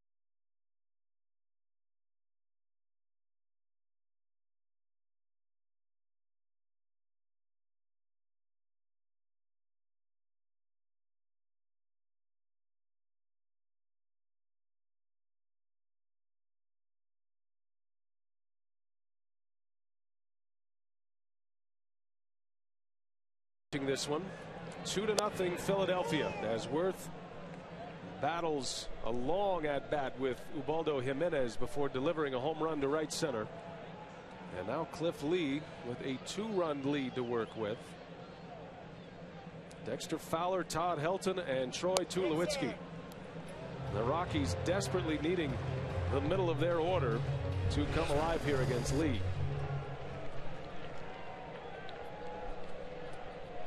Colorado has had 2 good chances to score. They put 2 on to start the first inning and could not score a run. They had 2 on with 2 outs, and their hottest hitter at the plate, Carlos Gonzalez, last inning and could not score. Cliff Lee has been that good here tonight. If you are going to try to get back in this game by starting to take big swings, trying to hit home runs, you're playing right into Cliff Lee's hand. Little lazy fly ball to Worth. And the reason I say that is his command of the fastball today. He's going to work the outside corner as he just did there to Dexter Fowler.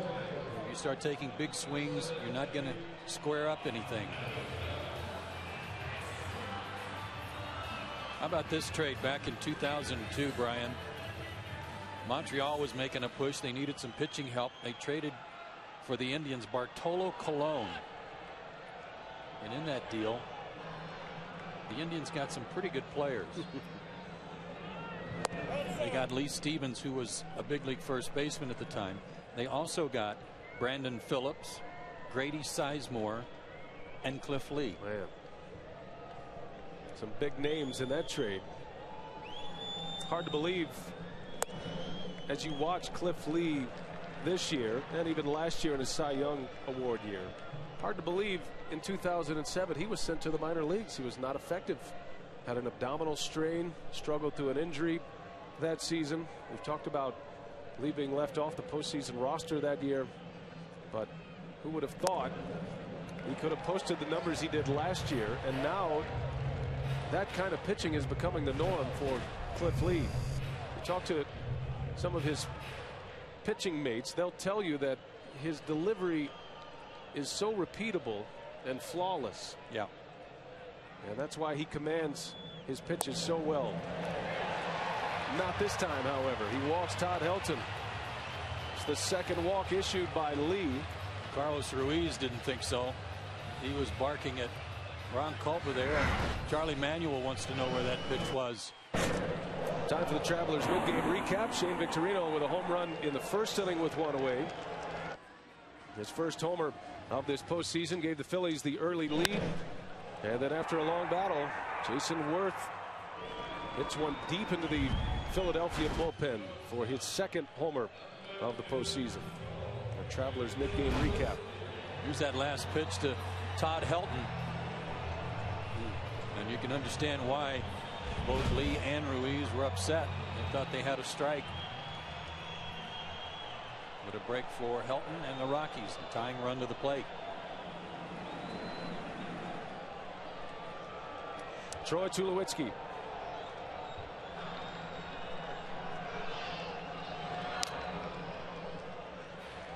Tulowitzki against Cliff Lee in game one. Had two hits, an infield hit and an RBI double.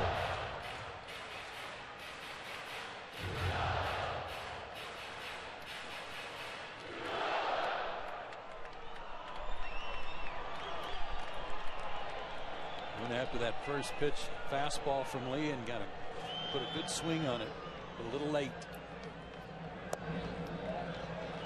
Tulowitzki had a big power year this year, 32 home runs, but it's even more impressive when you consider he went nearly a month without a home run the early part of the season in May and June. He went 77 at bats without a home run, and then caught fire right about the time Jim Tracy took over this club as the interim manager. As Tulowitzki sends that one into the gap, that is going to fall. It's going to go to the wall. Helton from first base trying to score. He'll be waved home. Here comes the throw from Rollins. The tag, not in time. Helton scores, and the Rockies are on the board.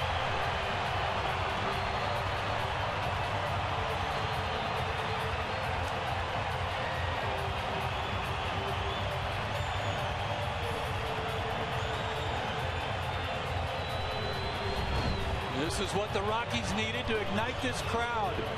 Good swing by Tulowitzki to the gap. Helton racing around the bases. A good relay here, but Rollins' throw is a little bit to the first base side of the plate. And that's all that Todd Helton needed.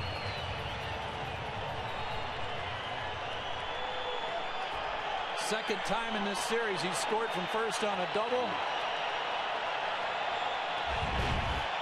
Rockies with a tying run at second. And Garrett Atkins lines one to third. It's going to be an easy double play. Tulowitzki breaking on the line drive. A costly mistake. And the inning is over.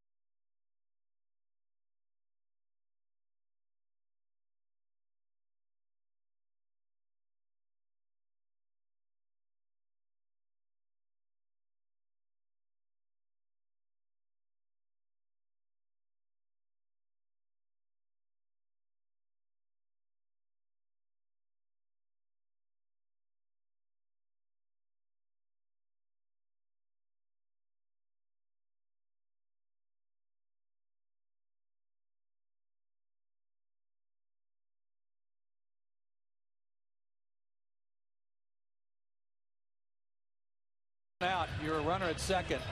You got to make the ball go through. You got to freeze on that line drive. There's no place to go. With one out, if the ball gets by, you're going to score anyway.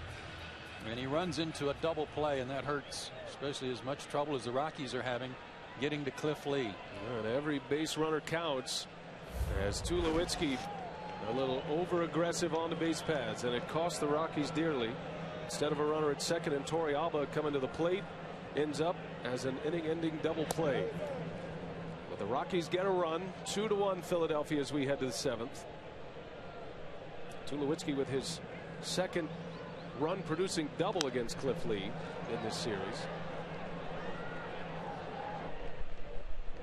Ubaldo Jimenez just about at the end of his pitch limit. It's not that he can't pitch all day, but he loses effectiveness once he gets over 100. And it's impressive that Jimenez still pitching here in the 7th inning. He threw a lot of pitches in the first 3 innings tonight. Yeah, but he's settled in, and it's just the long balls that are the difference in the game.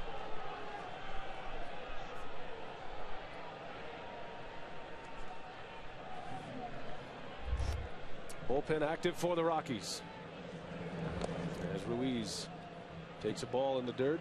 He's been very good tonight, Brian. He gave up a home run to Victorino in the first inning. You tip your cap. It was a 99-mile-an-hour fastball, but the mistake he made was to Worth. A soft liner out to Barnes, and Ruiz retired for out number 1. He'd made a couple of good pitches with his slider to Worth, and then hung one, left it out over the plate, and he hit it in the bullpen.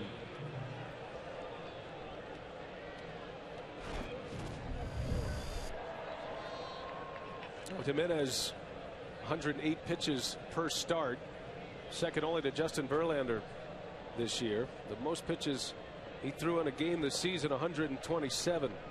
That was against the Seattle Mariners. And that was way back in June. But Jim Tracy will let him ride as long as he's pitching well and showing the good command.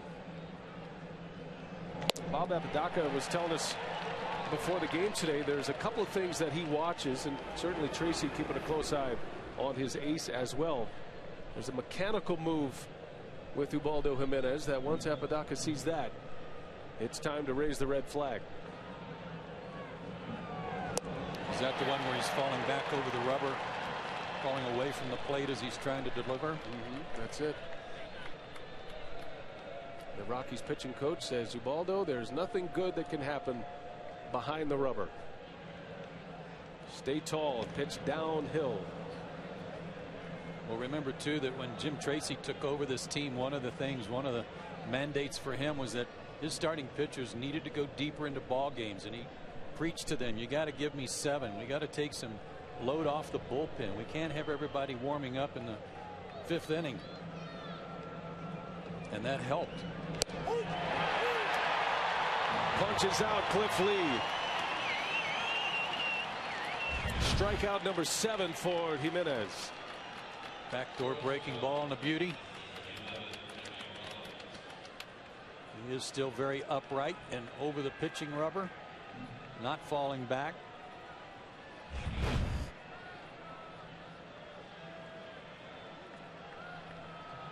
Two up, 2 down for Jimenez.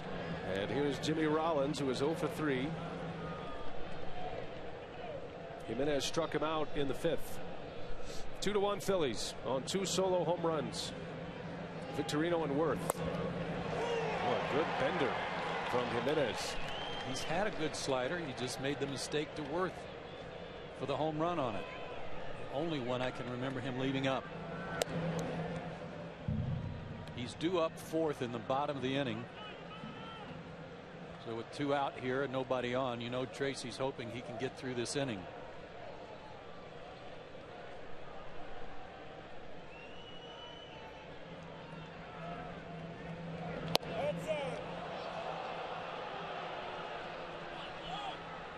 Still throwing hard, just missed with that one. And working fast.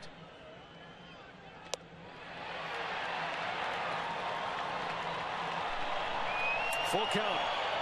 Jimenez in perhaps his final inning, trying to finish it with an exclamation point. 3-2 to Rollins. Look out in that Phillies dugout.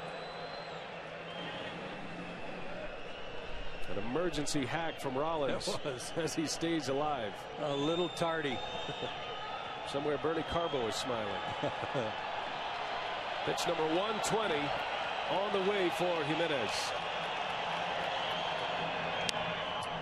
Popped him up. That one's going to end up in the seats.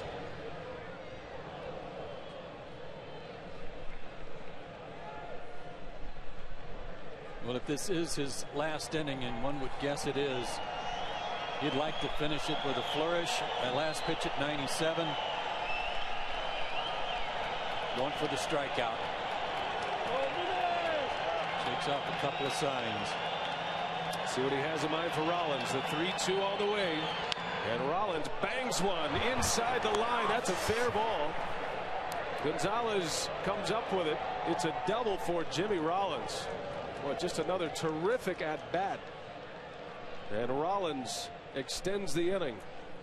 A 2-out, 2-strike double for the Philadelphia shortstop. That looked like a split that didn't do anything. 87 miles an hour that stayed in the middle of the plate. He's been making good pitches with it that were down literally in the dirt, not this one. And what a good swing by Jimmy Rollins. He didn't miss it. He hit a rocket down the line. Bob Apodaca. A quick reminder and maybe a breather for Jimenez. The Rockies just got back within a run, and he needed a shutdown inning and was close to doing it. But that's a big run for the Phillies out at second base if they can get him in. Got the lefties coming up next with Utley and Howard, the switch hitter Victorino, and what could be Jimenez's final hitter.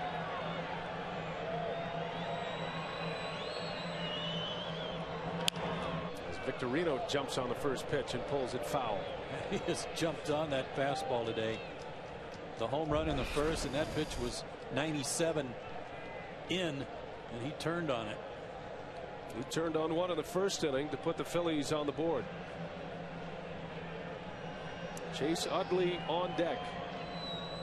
2 outs with a runner at second. He snaps one on the back door for strike 2.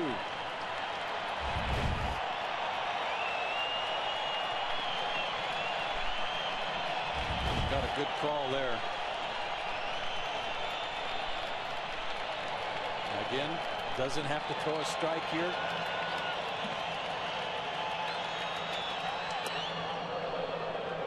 Wasted it high.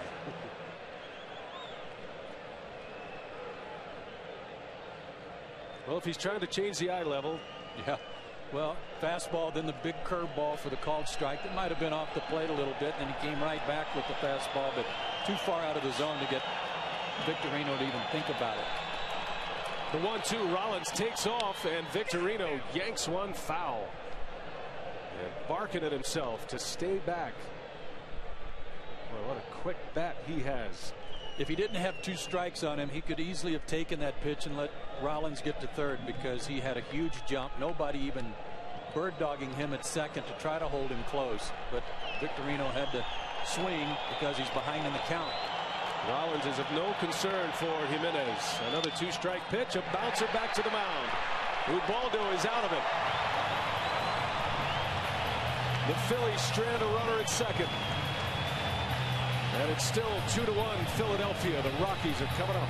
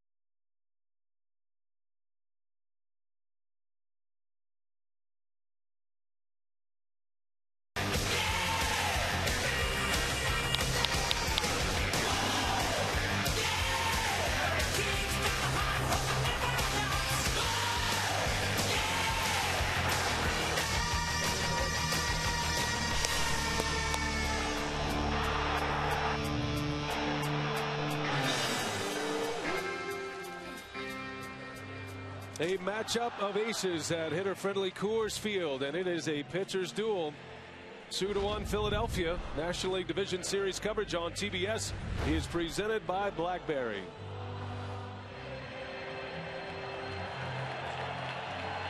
Seventh inning stretch here at Coors as we check in with David Aldridge. David? Well, guys, as we get towards the later innings, we're wondering about the status of the Phillies reliever Scott Air. You remember last night he came into the game and faced a batter and had to field a hit right in front of him.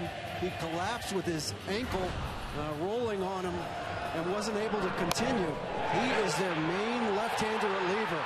You know, Charlie Manuel has a young pitcher, Antonio Bastardo, but he does not want to use him in late game situations. So Scott Air is the guy that he wants to bring in to look after a Todd Helton or maybe a Jason Giambi or Ian Stewart off the bench, those good left-handed hitters that Colorado has. Charlie Manuel, about an hour before the game, said that Air is ready to go. He worked out with the team's trainers before the game. It looked like he was ready to go. He's confident he can get him in the game and make a pitch to a key batter late in this game if he needs him, guys. All right, David, thank you. Scott Air just says, just add one more ailment to the list, right? Yeah. Well, and you just can't imagine that he's going to be anywhere close to 100% after you look at that injury. And that would be a huge blow to the Phillies if they do lose him for any extended period of time. But how about Cliff Lee? Complete game win in game one. And today just giving up 5 hits through 6 innings. Gave up the run in the 6th. I know they'll keep a close eye on him here in the 7th. But he has been sharp as a tack again. Well, you talk about lefties that Charlie Manuel has available and would like to see. This is the lefty he wants to see continue. And he'll certainly allow him to finish this game if he continues to shut down the Rockies. Colorado able to score a run in the 6th.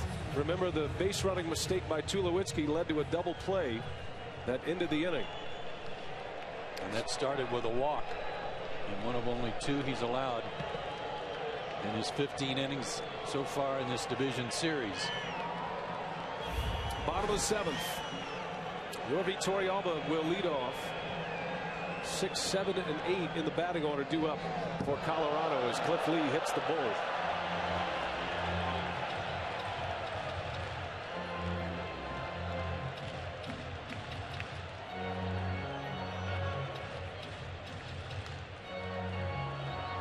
Making his first ever appearance at Coors Field in Denver.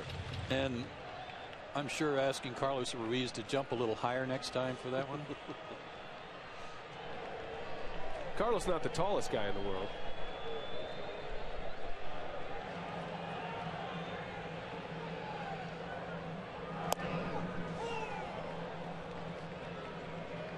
Does a solid job back there behind the plate, though, for all these Phillies starters. Good target. Good low target for Lee.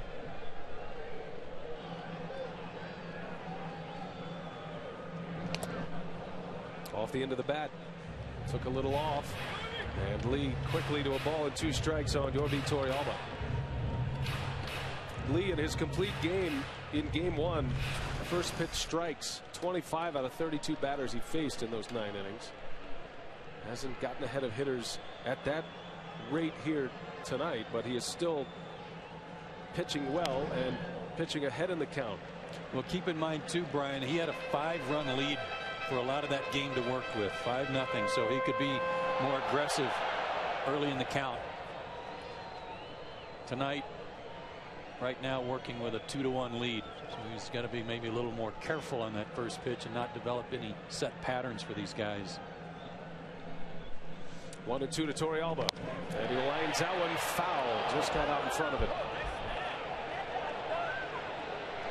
Lee has surrendered 5 hits. He's given up 2 walks, 4 strikeouts at this point.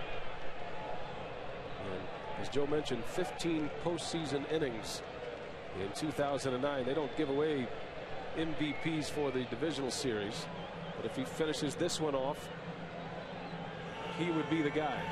Unofficially, yeah. He or Jason Worth, the way Worth's been pounding the ball. It was Worth's home run in the 6th inning that gave the Phillies a 2-0 lead.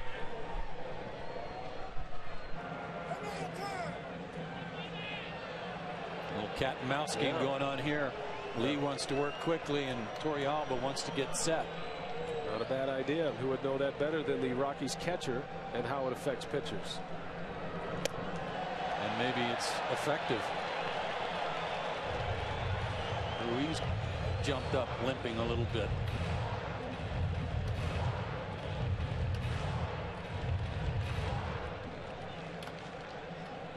Not sure if he was down in that real low target. Well, not quite as low, but with 2 strikes, just in case the hitter swings, he's got to be ready to knock that ball down. 2-2. And down goes Torrealba. Cliff Lee burns off the inside edge. And Torrealba's got to be careful here. He doesn't get tossed.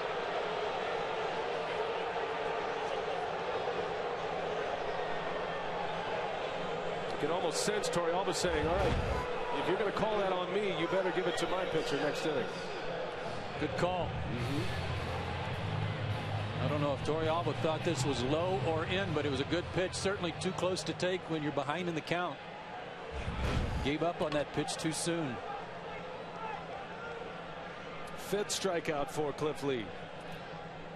Well, he commands that inside corner on a right-handed batter about as well as anyone. Smith serves one into left. Ibanez lost it in the lights.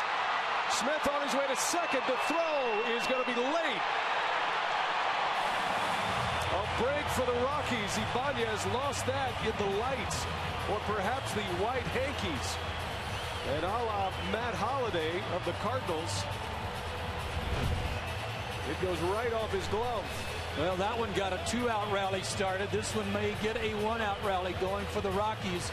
Pretty obvious that Ibanez was tracking this, and then all of a sudden just tried to reach for it and hope the ball found his glove. It didn't. And Raul angry because it's a ball he would normally catch were it not for the lights. That's an error, a 2-base error. The first error of this series for the Phillies, and now the tying run is at second for Clint Barmas. And again, hitting with runners in scoring position has crushed the Rockies. 0 for 5 today, 5 for 28 in the series. Now Barmas could make the disappointment of an 0 for 12 postseason at the plate disappear with one swing of the bat right here.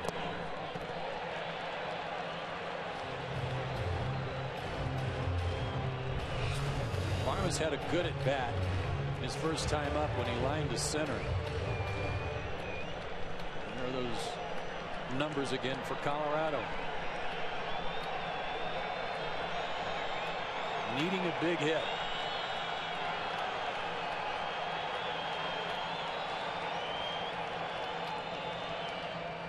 Barmas, fly ball in the left center. Victorino will haul it in for the out.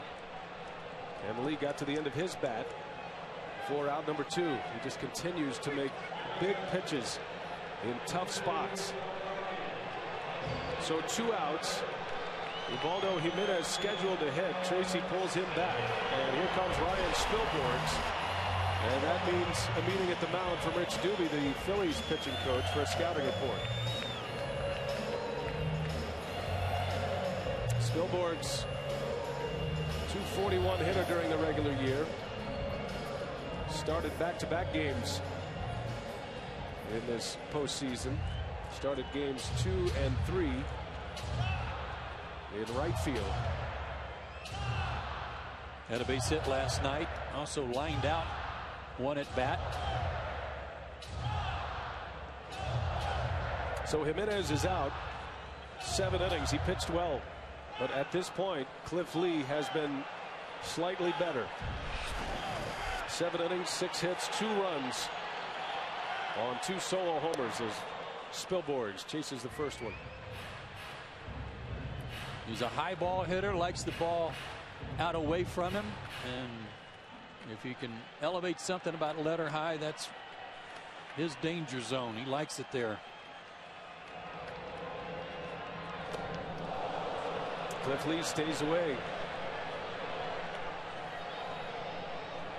After controlling the inner half against right-handed hitters most of this game. Lee goes to plan B against Spilborghs. And got him to chase something down and away, something that Ryan will also do. 0-2. Let's see how they work it. Tying run at second for the Rockies. See if they can get him to chase. And a fastball just missed up and away. But throws it right where he wanted to. Just the old tantalizer right there, and Spilborghs with a good eye able to lay off. The Rockies have had some chances. They did score a run last inning. But that's been it against Cliff Lee. Spilborghs pops it up. And for the third straight inning, Cliff Lee strands a runner in scoring position. The Rockies cannot score. It's still 2-1 Philadelphia as we head to the 8th.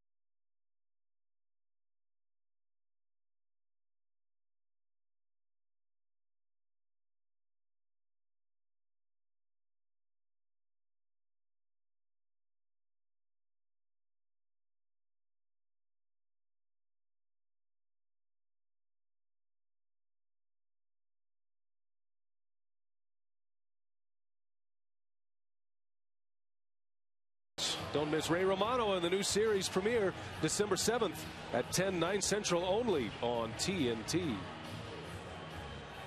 The Phillies lead it 2-1 behind their ace Cliff Lee, who is through 7 innings. The Rockies have had some chances in the last 3 innings. Lee stranded 2 in the 5th, did give up a run in the 6th inning, but left a runner on base on a double play that ended the frame, and then strands a runner at second base in the 7th. And here we go to the 8th, and the hard-throwing left-hander Franklin Morales. Brian, he's been outstanding in this division series for Jim Tracy. He's been in every game. He has retired every batter he's faced. That's 6. One of those hit into a double play, so he's recorded 7 outs.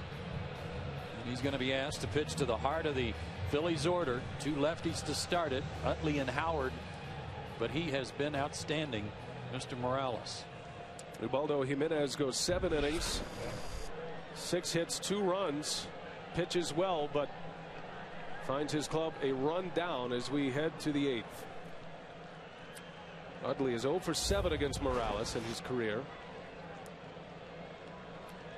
Morales wants to be a starting pitcher and will probably end up in that role. He's going to start in winter ball after the season is over. The Rockies have some starters coming back. Jeff Francis, who has been their ace and was a big part of their 07 run, is set to return next year. Colorado lost Jorge De La Rosa, a 16-game winner, to a groin injury. It's possible he could return for the league championship series if the Rockies can advance. And for now, Morales is a late left-handed specialist in Jim Tracy's bullpen. Well, De La Rosa's loss was a big one for the Rockies too. He would have pitched last night. And with all due respect to Hamill, De La Rosa was very, very good at the end of the year.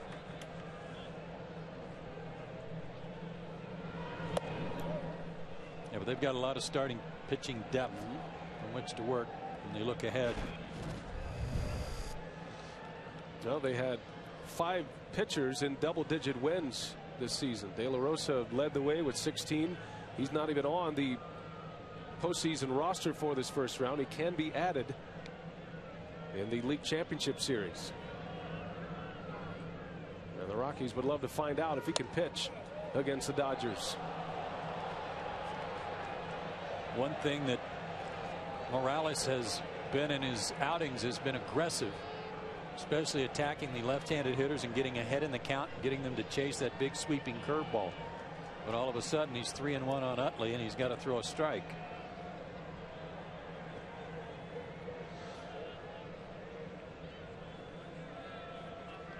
Three balls and a strike on Utley. And a strike on the corner. 96 miles an hour from Morales. 3-2. Check out the location of this 3-1 offering. You're going to win a lot. You're going to get a lot of outs if you can hit that spot. A key batter to start this inning for Morales, with the dangerous Ryan Howard on deck. Lost him. Utley draws the walk.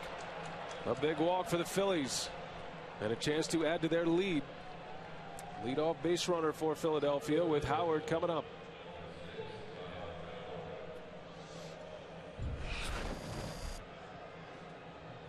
And like Utley, Ryan Howard is hitless against Morales. Small sample size. Well, let's see how Ryan approaches this after Morales fell behind 3-1. Maybe a little control problem today. This being his 4th game and back-to-back games here at Colorado. See if he decides to work the count a little bit and get it in his favor.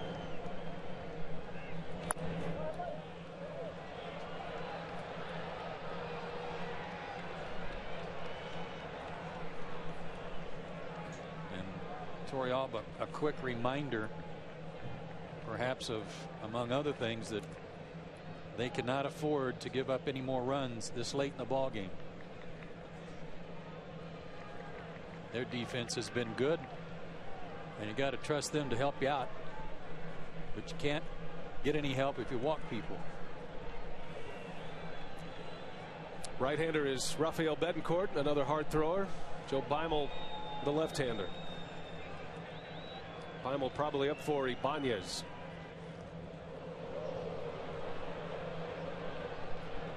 A nice slider he threw Todd Helton.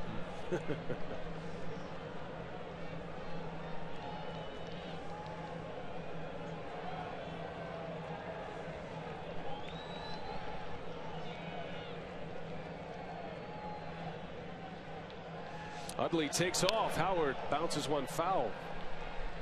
Utley had a perfect stolen base percentage this year. 23 for 23 this season.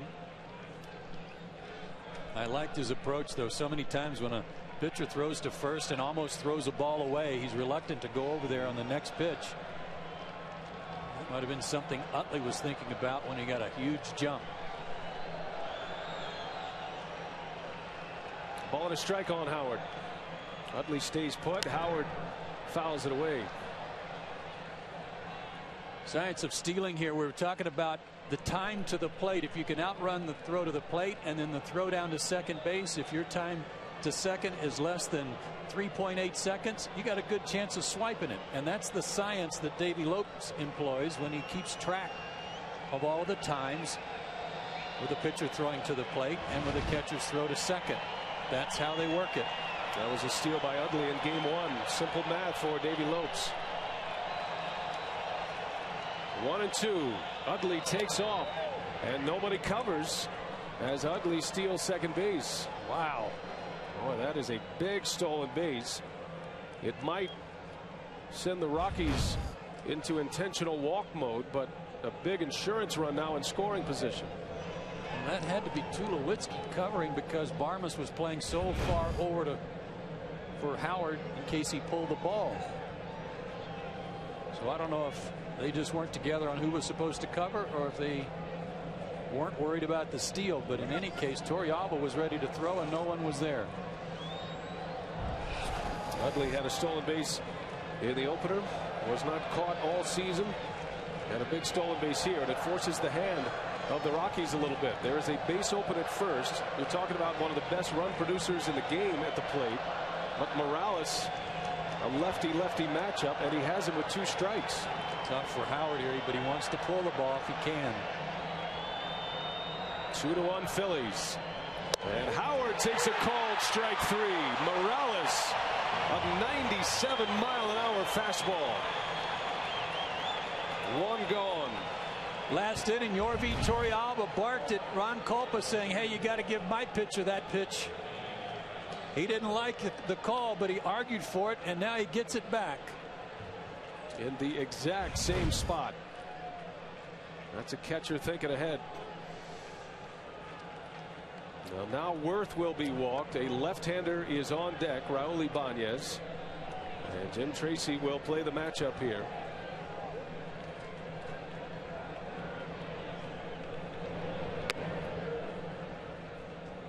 Boy, that's a good call, Joe. You know Torrealba's thinking about it.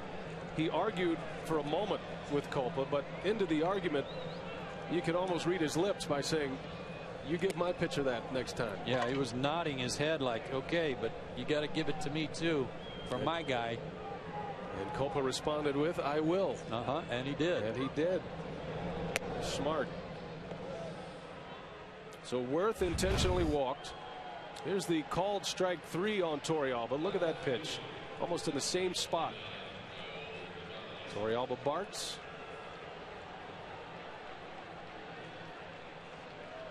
Boom.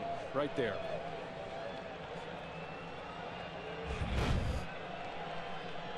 And his debate paid off. And now he's got a new best friend.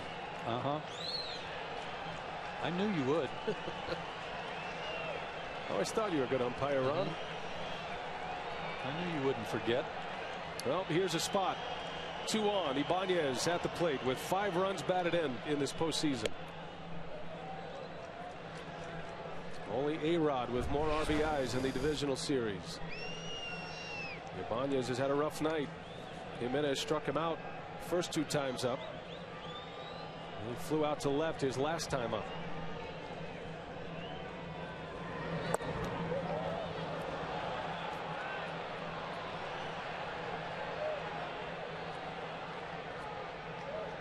Two right-handers await for the Phillies. Feliz is on deck. Ruiz down in the hold. Likely to be Morales, final hitter. A double play ends the inning. A base hit scores a run. And a fastball, a hummer in there. 96 from Morales. It's 2-1 on Ibanez. And Raul Ibanez hits lefties pretty well. In fact, during the regular season, his numbers against lefties were better than against right-handers. At 285 against lefties.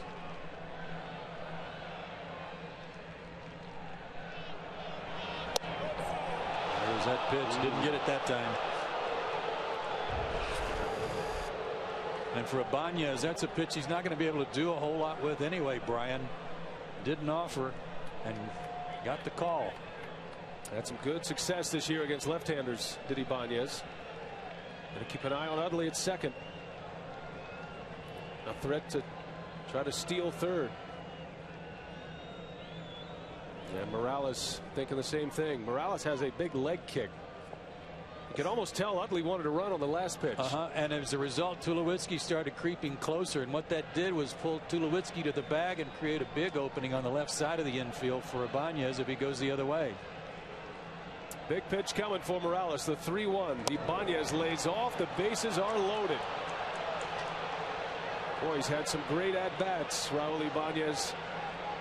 And that walk is going to send Jim Tracy to the mound and a call to the bullpen. Ibanez walked 3 times last night, and he lays off these pitches away from him from this tough left-hander and loads him up. We will take a timeout. The season might be on the line for the Rockies. Pedro Feliz will hit when we come back.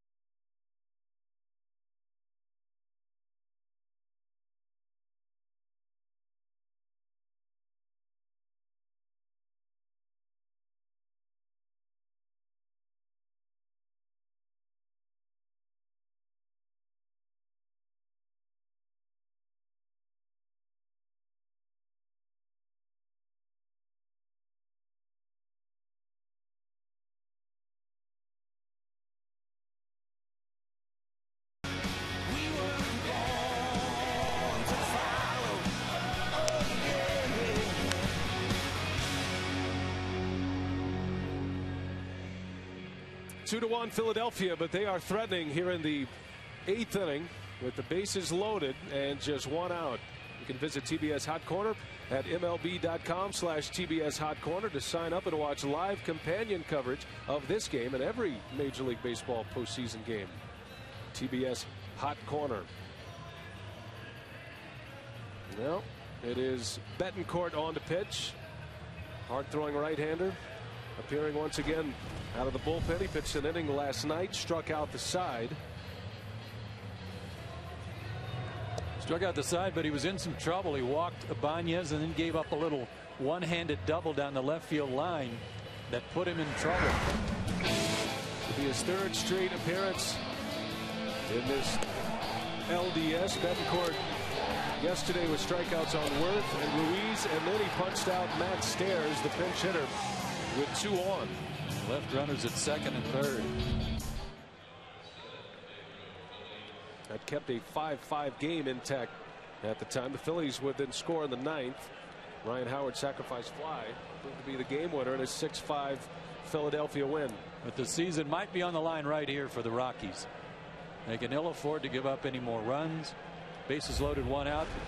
They were able to get out of a bases loaded 1 out jam in the 3rd without any runs scoring when Jimenez struck out Worth and Ibanez. Pedro Feliz for the Phillies. And he lifts one. Foul territory. Tulowitzki makes a catch. A huge out for Betancourt on the first pitch. The runners cannot advance. And now Betancourt with light at the end of the tunnel to get the Rockies back to the dugout. One of the things that's really been you could highlight about this series for the Phillies has been their patience and their willingness to work the count, especially when they had the Rockies on the ropes or had their pitchers in trouble. But that was not a case of patience there from Feliz. And here is Carlos Ruiz. He has been a Rockies nemesis in the series. Drove in a pair last night on 2 singles. Had a hit earlier in this game, an infield hit back in the 2nd.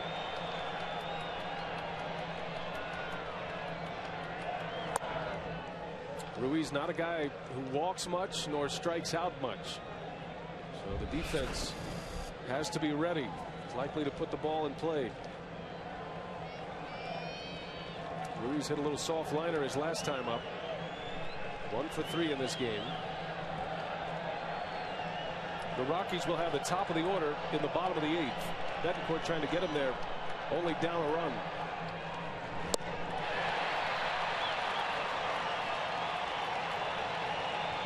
Fastball in the low 90s and a good slider that you see right here. Beauty.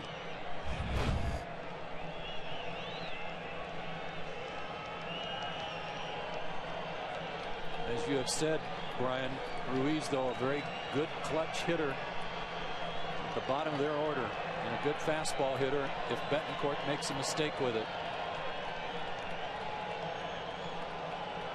Ugley on his toes at third. And a little bouncer. Tulowitzki ranging over, picks up the short hop, makes the play. And Betancourt gets out of it. The Phillies strand the bases loaded for the second time tonight. Now the Rockies will send the top of their order.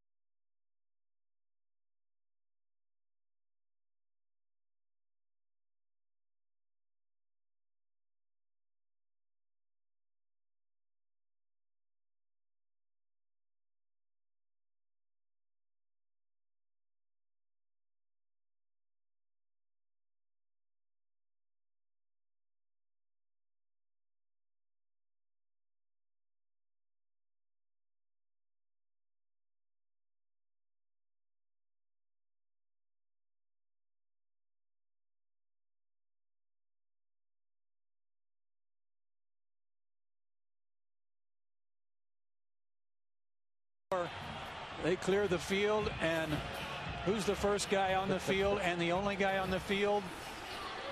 Cliff Lee. Nobody out there. Paul Bacco had to hustle out in case he was ready to start warming up. Here comes Shane Victorino. Here comes the phantom pitch to second, and now he's ready to go to work. Put me in, coach. I'm ready to play.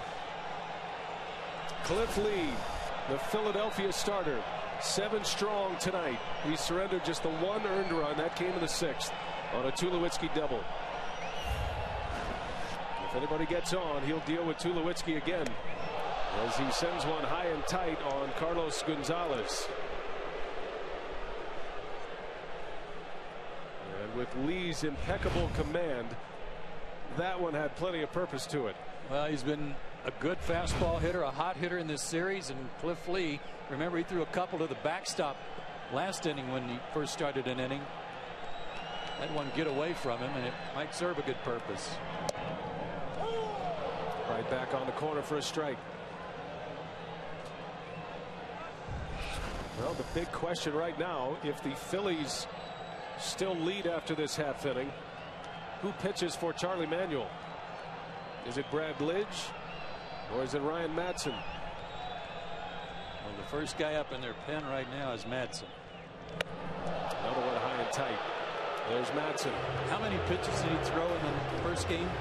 Was it 113? 113 in his complete game. He's at 108 right now.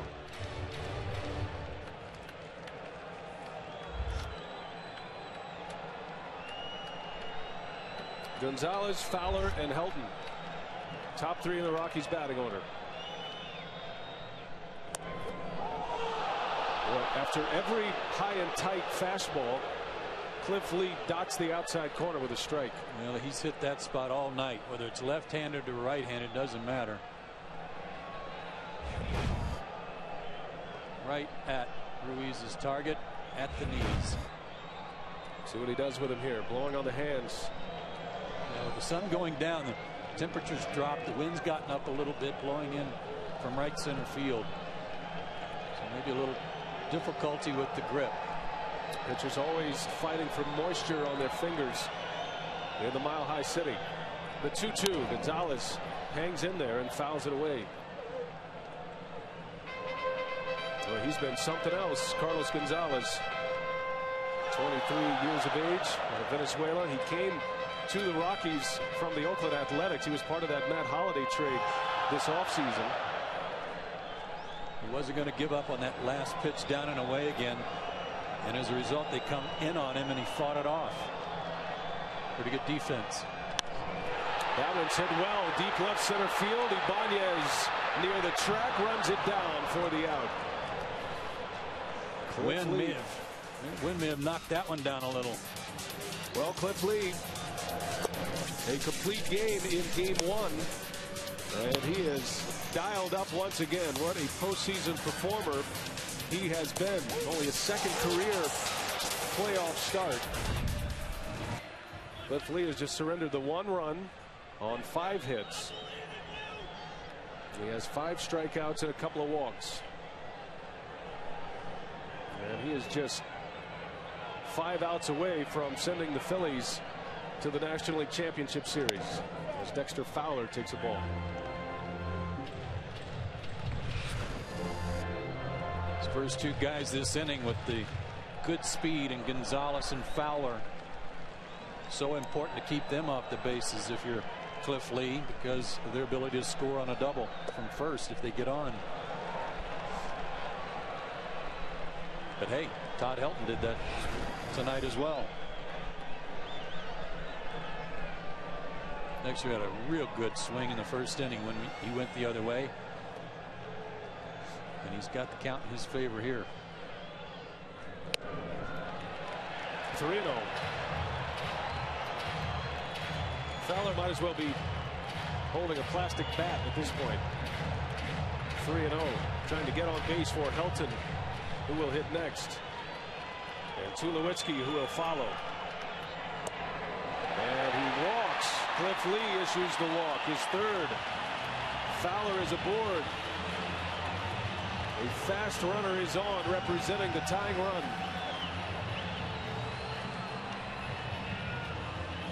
And again, just like last night, Joe, the Rockies are right where they want to be in their batting order when it counts. Yesterday, the Rockies down a run in the 9th inning had Helton and Tulowitzki ready to hit with a runner in scoring position. Helton walked. Tulowitzki popped up to end the game. I kind of like that meeting there on the mound with Utley and Howard coming in. They've still got their sunglasses just in case.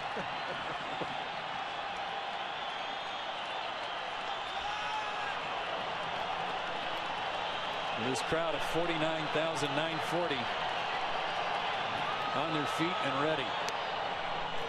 And Lee starts him with a strike. Well, Helton against Cliff Lee tonight has been on base twice. He walked and scored the lone Rockies run in the 6th inning. Twice has hit the ball on the ground. He reached on a fielder's choice, then had a ground out. He's 0 for 2. And a bouncer towards second. Utley, as Fowler jumps over him, Rollins can't handle the throw. Dexter Fowler just jumped over Chase Utley. Everybody's safe. An incredible athletic move by Dexter Fowler, as if he's running the high hurdles of Chase Utley. Charlie Manuel may want to know if there was some interference caused by the runner. Tim Timmons shaking his head no. The runner has to make way for the fielder. He cannot run over the fielder. And in this case, Dexter Fowler went over him, didn't run over him, just leapfrogged him. Oh, man. And that backhanded toss, a little off the mark, never touched him. And that is going to go as an error on Rollins. That is something else right there. That's a high hurdling move by Dexter Fowler. And Charlie Manuel, while he's out there talking to home plate umpire Ron Culp, is going to make what I believe is a double switch, but that's going to do it for Cliff Lee. So Cliff Lee taken out with 1 out in the 8th, 2 on. And here comes Madsen. We take a break. The Rockies with the fire burning hot. They have 2 on and 1 away, and Tulowitzki coming up.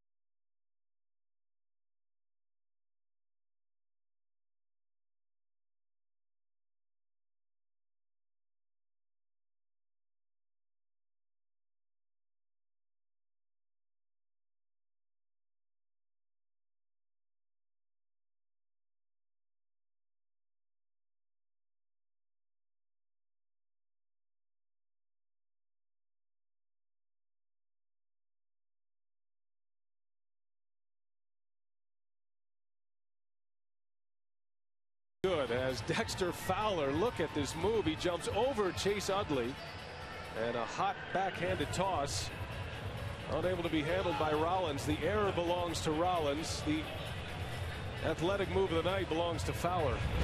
Utley did everything he was supposed to do. In fact, he made the play to get in the way of the runner, knowing he had to go around him. That was going to give Chase some options to either tag the runner if he went by, freeze him and go to first and get him in a rundown. He just never anticipated the runner jumping over him. Ben Francisco in the game in left field. This will be a double switch for Charlie Manuel. So as Cliff Lee is taken out, Francisco put in the 9 spot. He'll lead off in the 9th inning for Philadelphia. Meanwhile, Ryan Madsen gets the call, not Brad Lidge. Charlie Manuel told us earlier if he needed an inning plus from someone at the end of the game, it would be Madsen and not Lidge.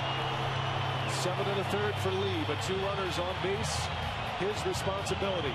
And Colorado sending up their best power hitter in Troy Tulowitzki. He made the pitch he needed, Brian.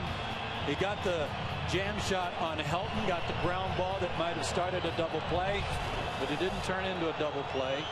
Instead, the second error of the night on the Phillies. The Rockies, plenty of comebacks this year. 3rd most in the National League.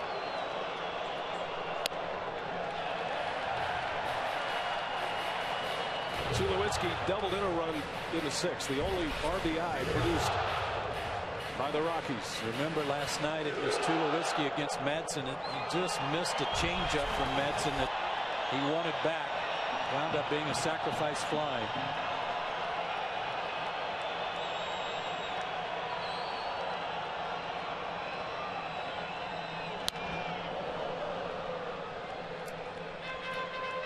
Great speed at second, representing the tying run. And just average speed nowadays for Todd Helton, if not a little below average after his back surgery. But did score from first on a double already tonight. Here we go again. Can they get a big hit? 0 for 7 tonight for the Rockies. Tulowitzki got jammed, a little fly ball. Francisco coming in, he lays out and he makes the catch. What a play by Francisco. An incredible catch for out number 2. He's getting cheers from Victorino and everybody in the Phillies dugout. What a time for a defensive change There's no way Raul Ibanez gets to this ball. No way. And Francisco lays out and makes a spectacular catch at a crucial time for the Phillies. Boy, and how risky is that dive? If that gets by them, the Rockies are going to take the lead. He almost made a mistake here, though, throwing all the way across the diamond toward first, thinking he might get a double play. That's Raul Ibanez. Says he's glad Francisco's out there. Francisco came to the Phillies with Cliff Lee in that trade with the Indians, and might have just made a catch that could send Philadelphia to the League Championship Series. Brian, it's so hard to come off the bench cold and be loose and get a good read and a good break and make that kind of play. That was really special.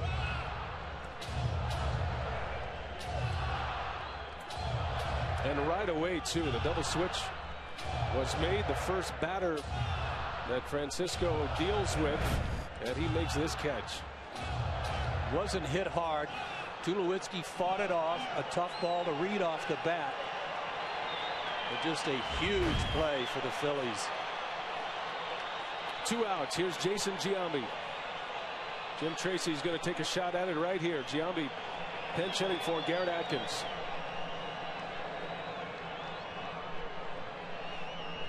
And Giambi gets sawed off. That's going to fall. The base hit. Here comes Fowler. Francisco's throw is cut off. We're tied.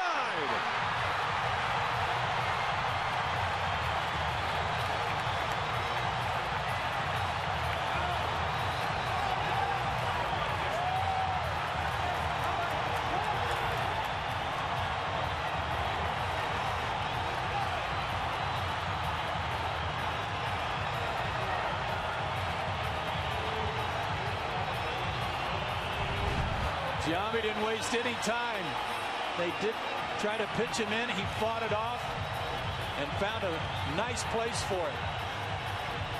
Out there in front of Francisco where he couldn't make a diving catch. And the Rockies finally have a hit tonight with a runner in scoring position, and it ties the game. Giambi with 2 game-winning pinch hits during the regular year. Comes up with a game tire here in the 8th. Now the go-ahead run in scoring position for Yorvi Torrealba.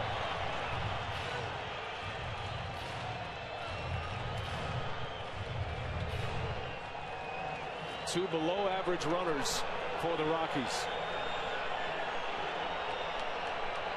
And all 3 Philadelphia outfielders with above-average arms. And that one's driven into right center field. Victorino is on the run, still on the run, can't get it. It's off the wall. Helton scores. Giambi scores. And the Rockies have taken the lead. Mr. Rocktober comes through again for the Rockies.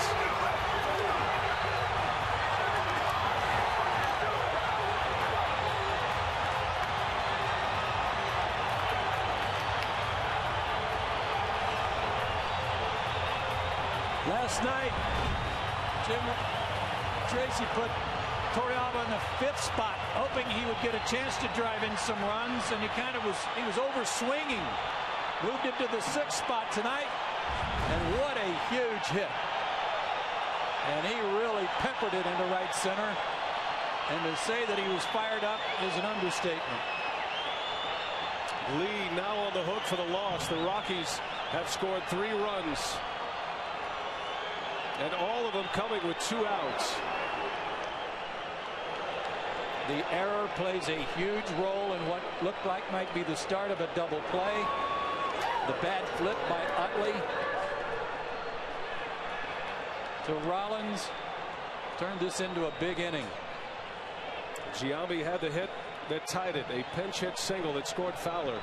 Torrealba drives in a pair with a double.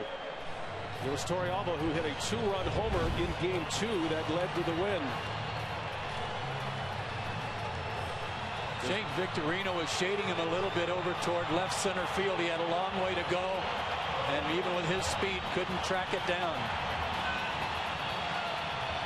And then the race was on, and everybody waving home Giambi from first. 2 2 on, still 2 outs, and still big questions for the Philadelphia bullpen as Barmes yanks one foul.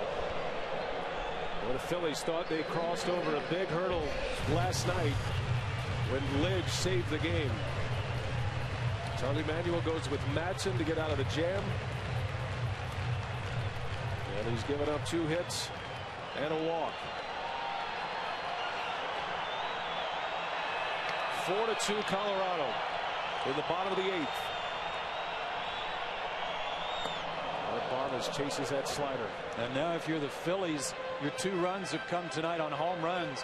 And you think back to bases loaded, 1 out in the 3rd, didn't score. Bases loaded, 1 out in the 8th on 3 walks and didn't score.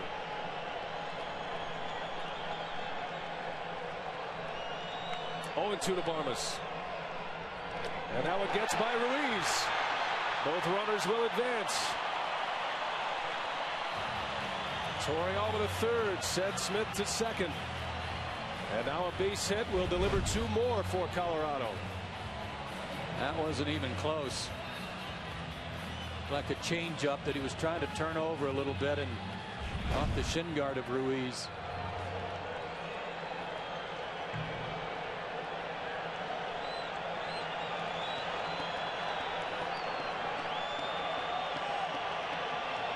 One and 2 to Barmes.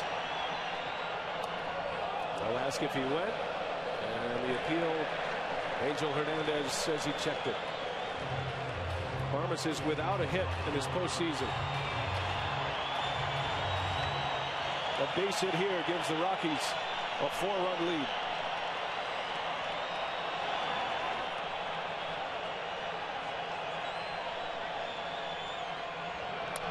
And Barmes stays alive. Jim Tracy has his closer, Houston Street, loosening in the bullpen.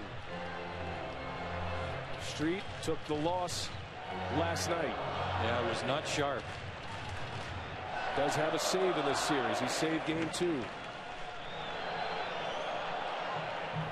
Good swing there by Barmes just to stay alive. He's looking for his first hit of the series. Could be a big one right here. Gets jammed, a little roller to Phillies. And the side retired, but the Colorado Rockies come off the deck. 3 runs with 2 outs. And who else? Yorvi Torrealba drives in a pair with a double. And Colorado is 3 outs away from forcing a game 5.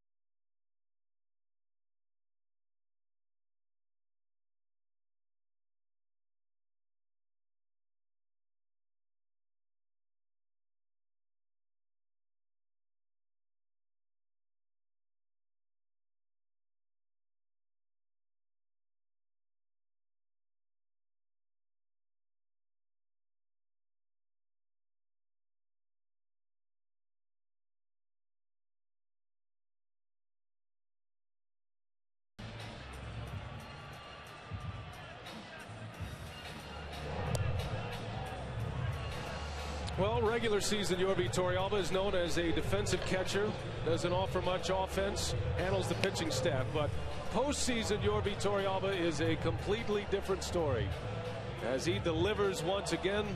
Torrealba had the 2-run home run in game 2 and a monster 2 RBI double to right center field that gives Colorado the lead as we head to the 9th.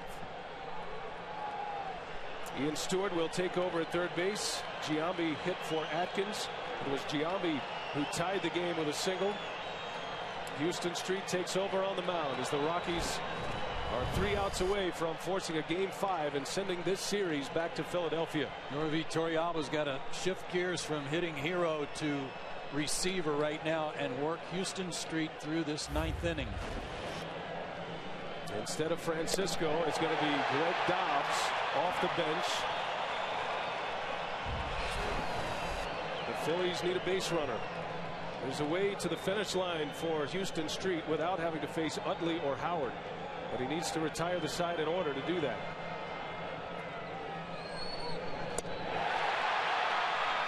Good sinking fastball, excellent changeup. That was the change last night.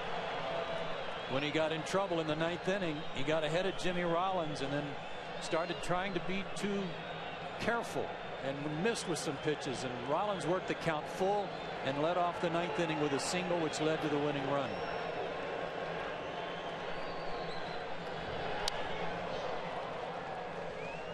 Now Street entered the game in a 5-5 tie. Howard with the sac fly.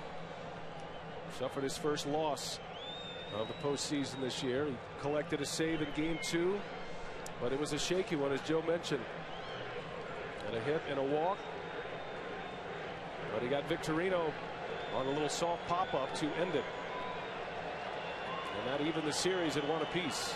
The 0-2 to Dobbs. 1 ball, 2 strikes. Nothing wrong with the velocity on his fastball. It's low 90s, the last one at 92. But he relies on good movement, good sinking action, and then the changeup. The changeup's a beauty. Looks like it's coming right here. Got him.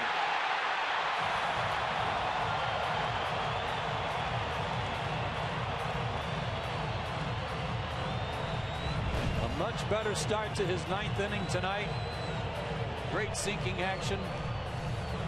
Out of the zone, but at a great spot right there to the back point of the home plate, and Dobbs over the top of it.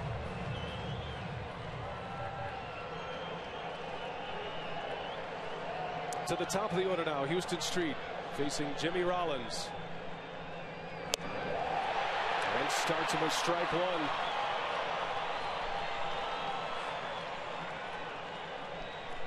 Rollins doubled in the 7th, has a hit in every game in this NLDS, but just 1 hit in each of the first 4 games.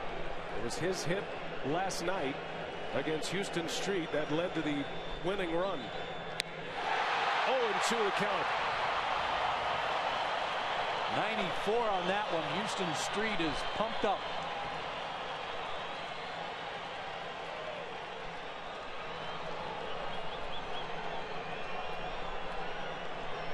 See how aggressive he is on Rollins, something he wasn't last night. The 0-2 upstairs. Rollins lays off. Houston Street trying to change that eye level. See if he comes back with a changeup against the lefty. Rollins was very patient last night, laying off pitches off the plate. I don't think Street was as sharp last night as he is tonight. Here comes a changeup. The 1-2. Rollins lays off. Street put it in a good spot. Same spot that got him a strikeout on Dobbs. Watch his arm action. It's a little bit lower. Ball comes out of his hand like he turns it over a little bit on the changeup, but couldn't get Rollins to chase.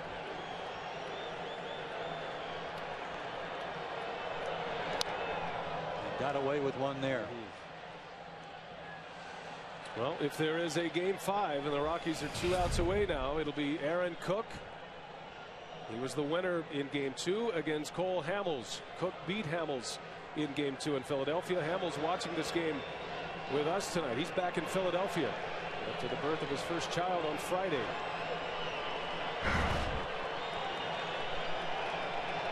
Two balls, two strikes on Rollins. And a bouncer diving as Barnes to his feet. No chance with the speedy Rollins. A one-out infield hit. Almost an instant replay of last night's base hit by Rollins. Last night it got through, but another good at bat by Jimmy Rollins, his second hit of the game. Even though he fell behind in the count, 0-2. And now he will have to do some tiptoeing through the upper part of the batting order for the Phillies. Victorino already with a home run tonight. Well, power everywhere in this Philadelphia batting order. The tying run is at the plate. Victorino homered in the first. And a strike.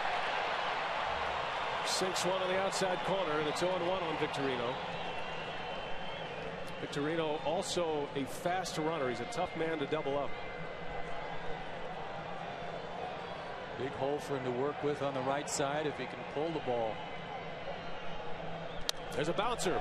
It's over the head of Street. Barmes is there. He flips to Tulowitzki, and they get the lead out at second. So Rollins retired. Victorino safe at first. Two gone in the inning. Good heads-up play here by Barmes, who might have gotten too greedy thinking about getting Rollins with a tag. But he gets the lead runner. He gets one out, and now they only have one to get. But Utley's the hitter.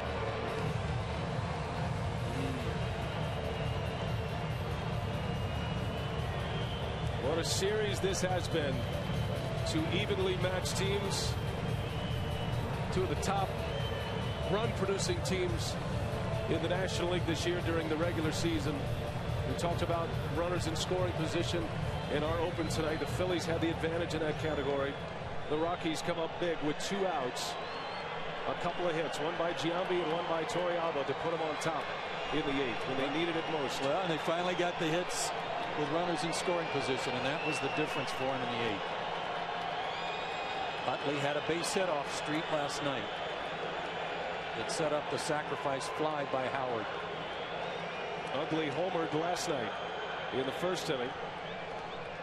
As Victorino takes off. They were not holding Victorino on. Helton does not want to give up that hole at first base, and that'll be defensive indifference. I'm not sure that Todd Helton's concerned about the hole right now, Brian. He's almost camped on the line, trying to take away an extra base hit. Rockies don't care about Victorino, as you said. The guy they worry the most about is the potential tying run, which is at the plate. Outfield deep, that give up a single, trying to prevent doubles. Utley belted 31 home runs this year. 2-0.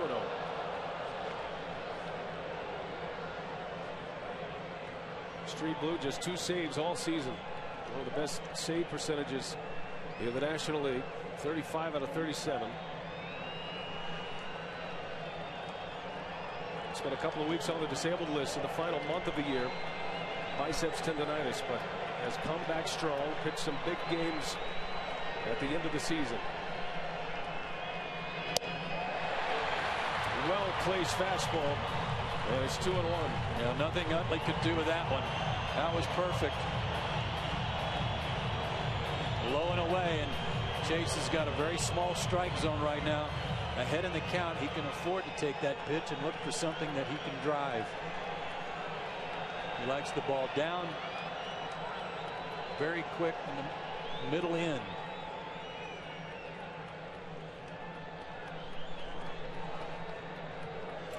Something we saw from Houston Street in Game 2. Normally he's a pitcher that works fast, but being very deliberate tonight, just like he was in Game 2. 2 balls and a strike on Utley.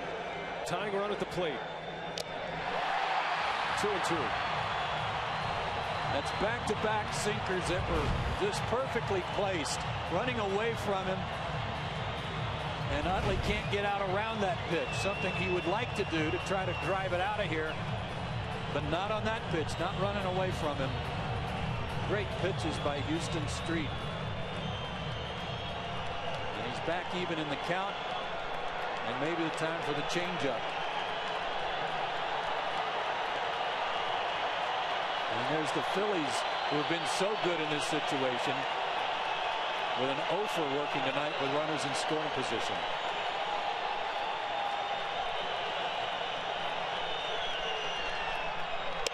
Oh, just missed. Close pitch. And the count goes full. Been working away, but this one a little bit too far. Good try. Not going to get that one, a little too far off the plate. Chase Utley's got to know he's going to get a good pitch to handle here. Ryan Howard is on deck. Street does not want to bring the go-ahead run to the plate.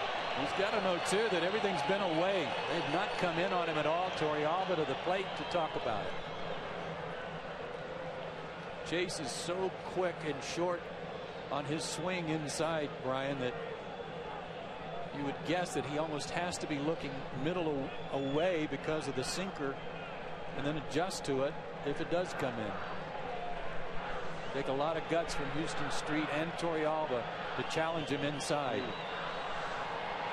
Well, the Rockies scored 3 in the 8th, sending Street to the mound with a chance at a save.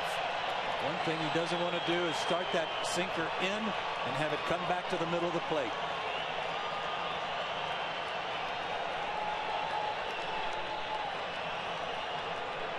Full count, 2 outs. Lost him. Utley walks. And now it's game on for the Phillies. Their best run producer coming to the plate. Ryan Howard steps up, representing the go-ahead run.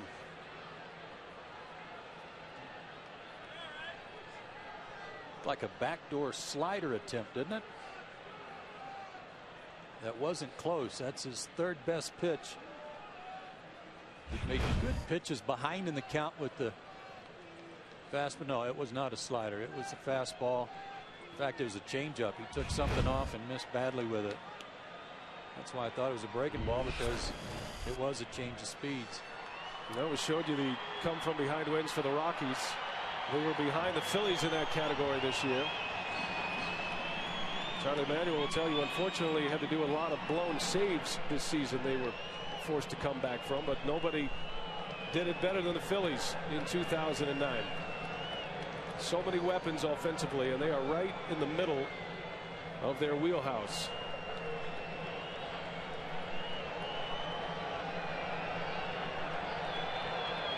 Street faces Howard.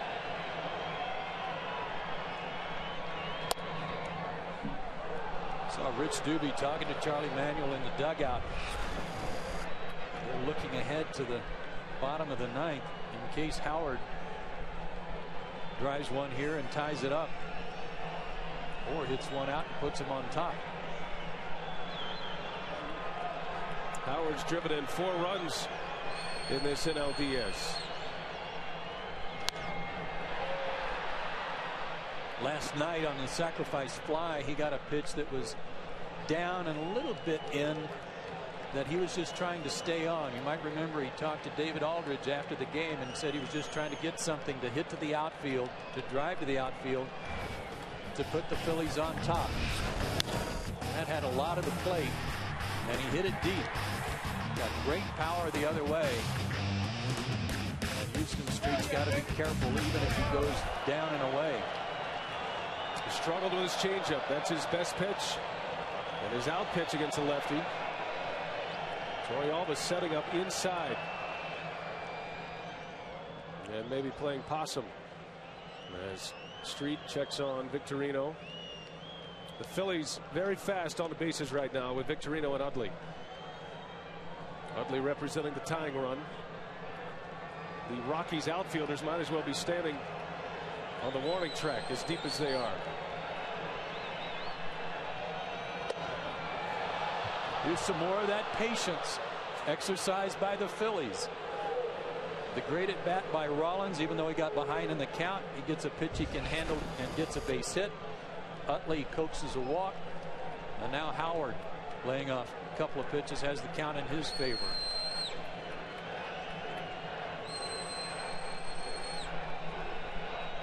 Howard sends one to right. On the run is Gonzalez, and he cannot get there. It bounces off the wall. Can Utley score? Victorino's in front of him. The throw to the plate. Utley scores, and the Phillies have tied it. Ryan Howard delivers. A 2 RBI double, and the Phillies come off the deck to tie it up in the ninth. Ryan Howard again for the Phillies. Something happened at third base, Brian, and I don't know what happened, but when Victorino got to third, he either slipped or missed the bag, because Chase Utley was right behind him. That was a ball that had a lot of the plate again, and in a way, Houston Street's lucky that ball didn't sail into the seats. He's watching the play, and Victorino went right by the base, and it was and had to scoot home quickly to give Utley a chance to score. 2 RBIs for Howard as Street gets ahead of Jason Worth. Now the Phillies can take the lead on a base hit. Boy, how clutch is Ryan Howard. Had the RBI last night that gave the Phillies the win. 2 tonight that ties it.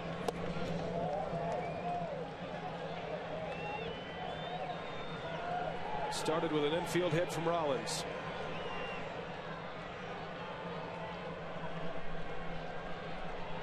Utley with a big at bat, drawing a walk.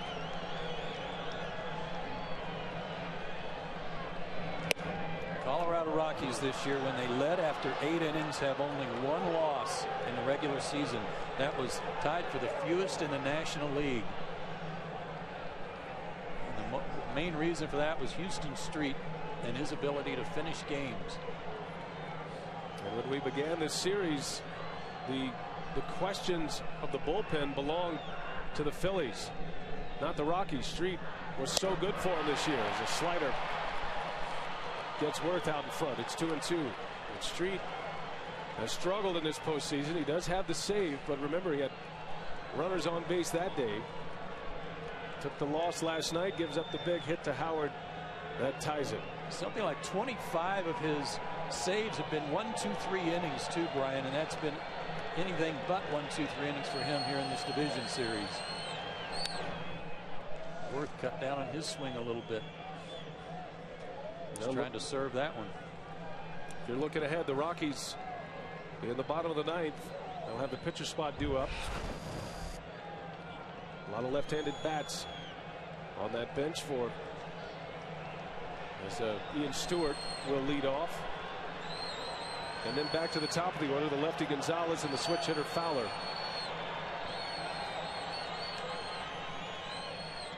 And Worth sends one to right. That's going to fall for a base hit. Here comes Ryan Howard, and he will score. The Phillies have taken the lead here in the ninth. 3 runs are in. This is an amazing club and a very resilient one. The confidence in which they play is something to really behold, because they don't panic. They're patient. And here's another case of some smart hitting. Jason Worth again took a little off his swing to foul off a 2-2 pitch, and here fooled a little bit, but puts a good swing on a ball away from him to give the Phillies the lead back. What an inning. So Jason Worth, who homered back in the 6th inning, drives in a run that puts the Phillies on top. Street is out. Beimel is coming in as we take a timeout.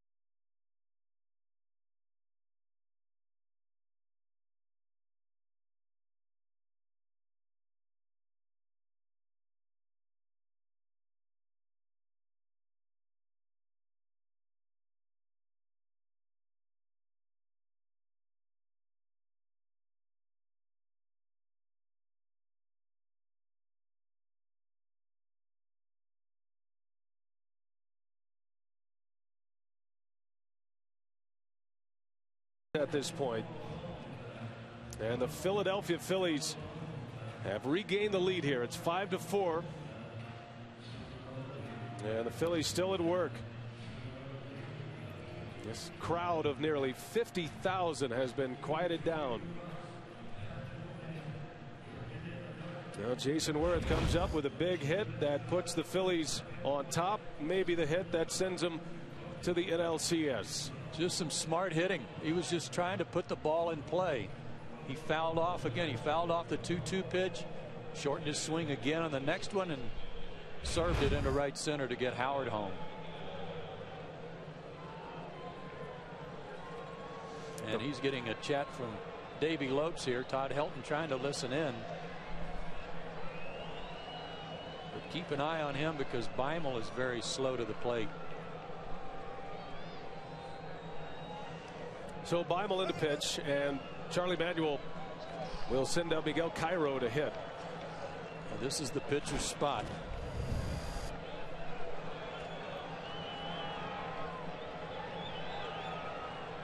Beimel's numbers during the regular year: 71 appearances, just a situational left-hander, just 55 innings in those 71 games. 2 outs. The Phillies have scored 3, and they lead it 5-4.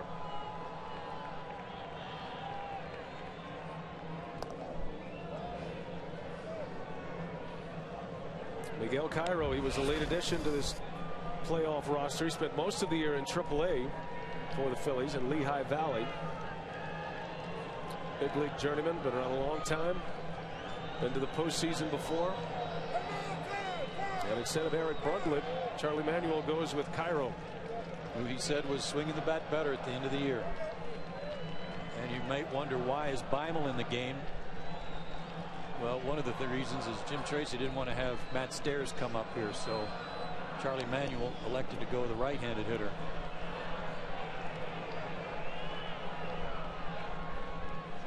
But a huge rally in the bottom of the 8th by the Rockies has been matched with a 2-out rally by the Phillies. At least the hits that put them on top have come with 2 outs.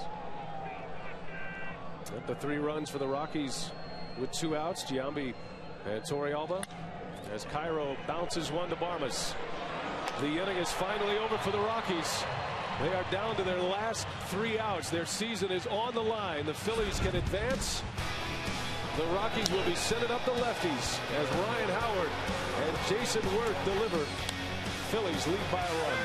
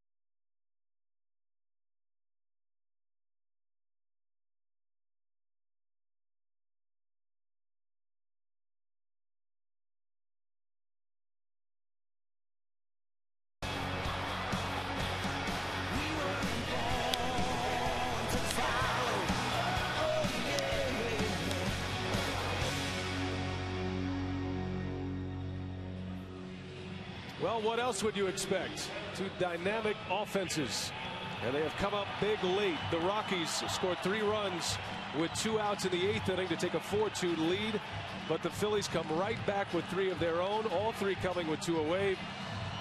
And the Phillies have a 5-4 lead. Miguel Cairo in the game in left field, his first outfield appearance of the year, as Scott Air is on the pitch this 9th inning. And if you're wondering why no Brad Lidge, the Rockies had a couple of left-handers stacked up to start this inning. With Air announced, Eric Young Jr. is going to pinch hit for Ian Stewart. So the young switch hitter will face Air to start it. What a spot for him. Spent most of the year in the minor leagues. His first at bat in the postseason. And it comes with the Rockies needing a base runner desperately. And he can fly. One of the fastest runners in baseball, Eric Young. Got to keep an eye on Scott Air, too. He's gotten ahead quickly, 0-2. It was the right ankle he rolled just last night, but right back out there tonight. Pedro Feliz guarding that line. Now, Gonzalez will hit next, another left-hander, as the Rockies go back to the top of the order. And then it'll be interesting to see what Charlie Manuel does at that point.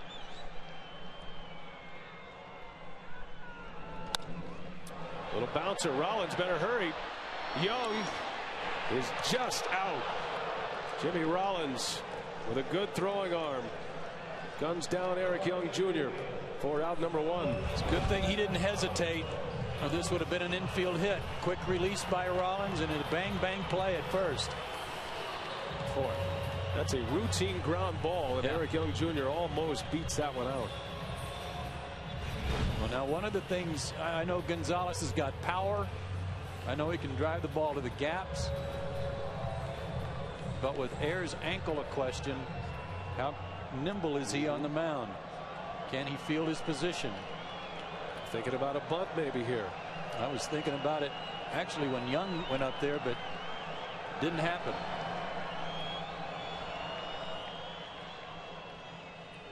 Carlos Gonzalez quickly becoming a household name in baseball with his postseason. Certainly a fan favorite here in Colorado. He's 23 years of age and a huge hack. Trying to tie it up with one swing of the bat. He's faced a lot of left-handers in this series. We mentioned it earlier if you weren't with us. Gonzalez has 9 hits. 8 of those hits have come against left-handed pitching.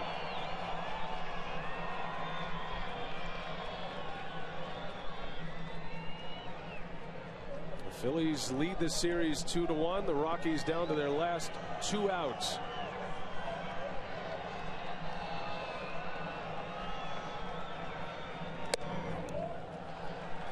Gonzalez hit a really good pitch from Air last night for a double to left center. Victorino shading him a little bit that way. Not expecting him to try and pull Air. He had a good pitch down and away and drove it to left center.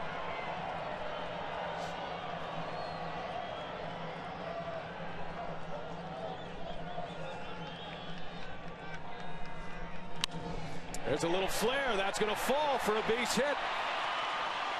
Gonzalez keeps on hitting. 2 more hits tonight. He now has 10 hits in the 4 games of this NLDS. Tried to run one in on him and he fought it off, and a little Ric Flair to left. Tying run aboard. Gonzalez a fast runner. We mentioned last night he's been slowed a little bit by a hamstring injury that he suffered second to last week of the season. I talked to him today. He said he's running just fine. No problems with the hamstring. We'll see. And he's going to stay with Air, perhaps to try to hold him close at first base. Fowler, a better hitter, right-handed than left. Switch hitting center fielder. Fowler takes a strike. The other part of the equation is Todd Helton on deck, a left-handed hitter.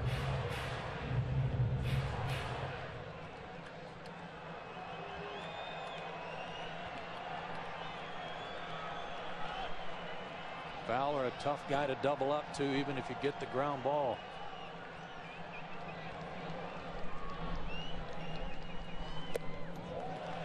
Ball and a strike on Fowler. Brad Lidge loosening in the Philadelphia bullpen. Saved the game last night.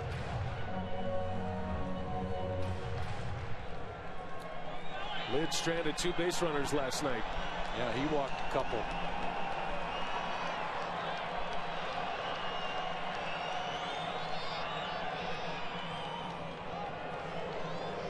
Well, last night in a similar spot with the Rockies down a run, Gonzalez, who walked with 1 out in the 9th, and Lidge on the mound stole second base.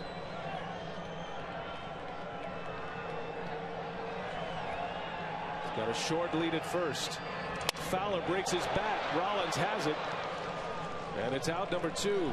And the Phillies are an out away from advancing in this postseason, and a date with the Dodgers beginning Thursday. Sawed him off and right to Rollins.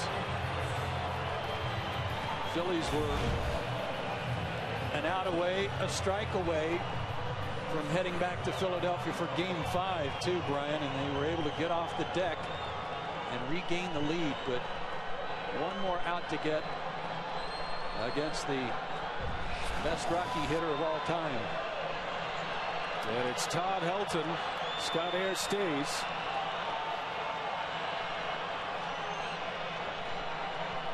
Ayers has never saved a game in the postseason.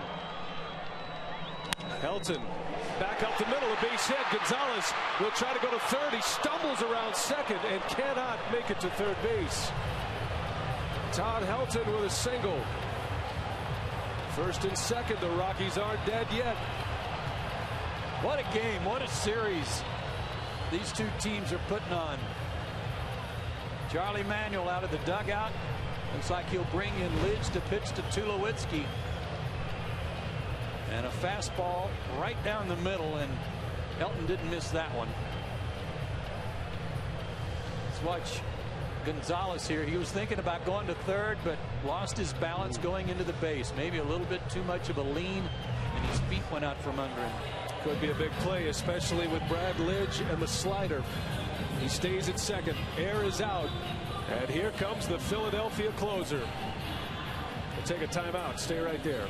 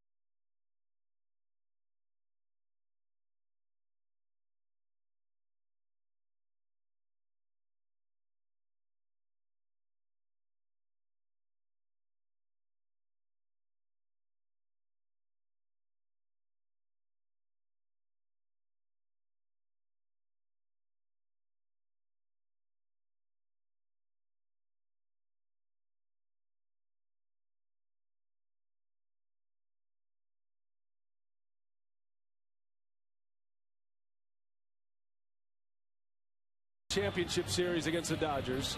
The Rockies trying to come off the deck again with 2 outs. Brad Lidge is on the pitch. Last night, Joe, he came on, issued 2 walks, but managed to save the ball game and seal up a Philadelphia 6-5 win last night. That gave him the 2-1 advantage. You could see the great frustration on the face and reactions from Troy Tulowitzki. He got a pitch to hit and popped it up. It was the second time that had happened to him in the game, where he just missed one. And the problems for Brad Lidge last night, Brian, again, something that's haunted him all year, is command of the fastball. A couple of walks that put him in trouble, and he's going to inherit 2 runners tonight, but just 1 out to get. 11 blown saves during the regular year. Charlie Manuel told us earlier he thinks It was important to wipe the slate clean. When you get to the postseason, the regular season stats are there. You put them away. You start from scratch in the playoffs. I was just watching him warm up there, Brian. He was all over the place. It wasn't like he was hitting spots warming up. See how it plays out. Brad Lidge is 14 for 16 in postseason save opportunities. He has not blown a save in the postseason since 2005.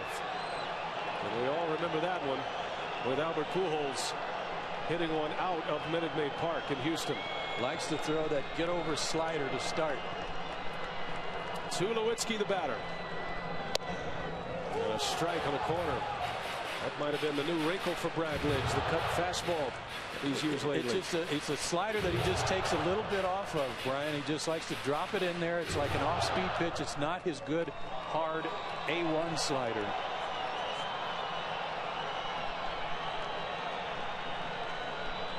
Tying run at second. Winning run at first.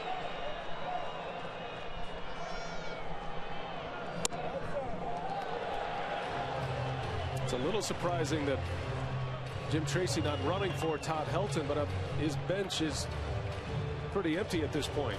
Yeah, it's getting a little thin. Thought we might see Jason Marquis make an appearance as a base runner.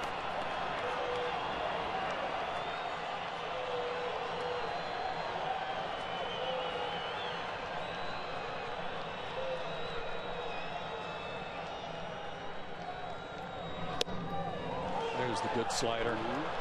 Buckled the knees of Tulowitzki, and it's 1-2.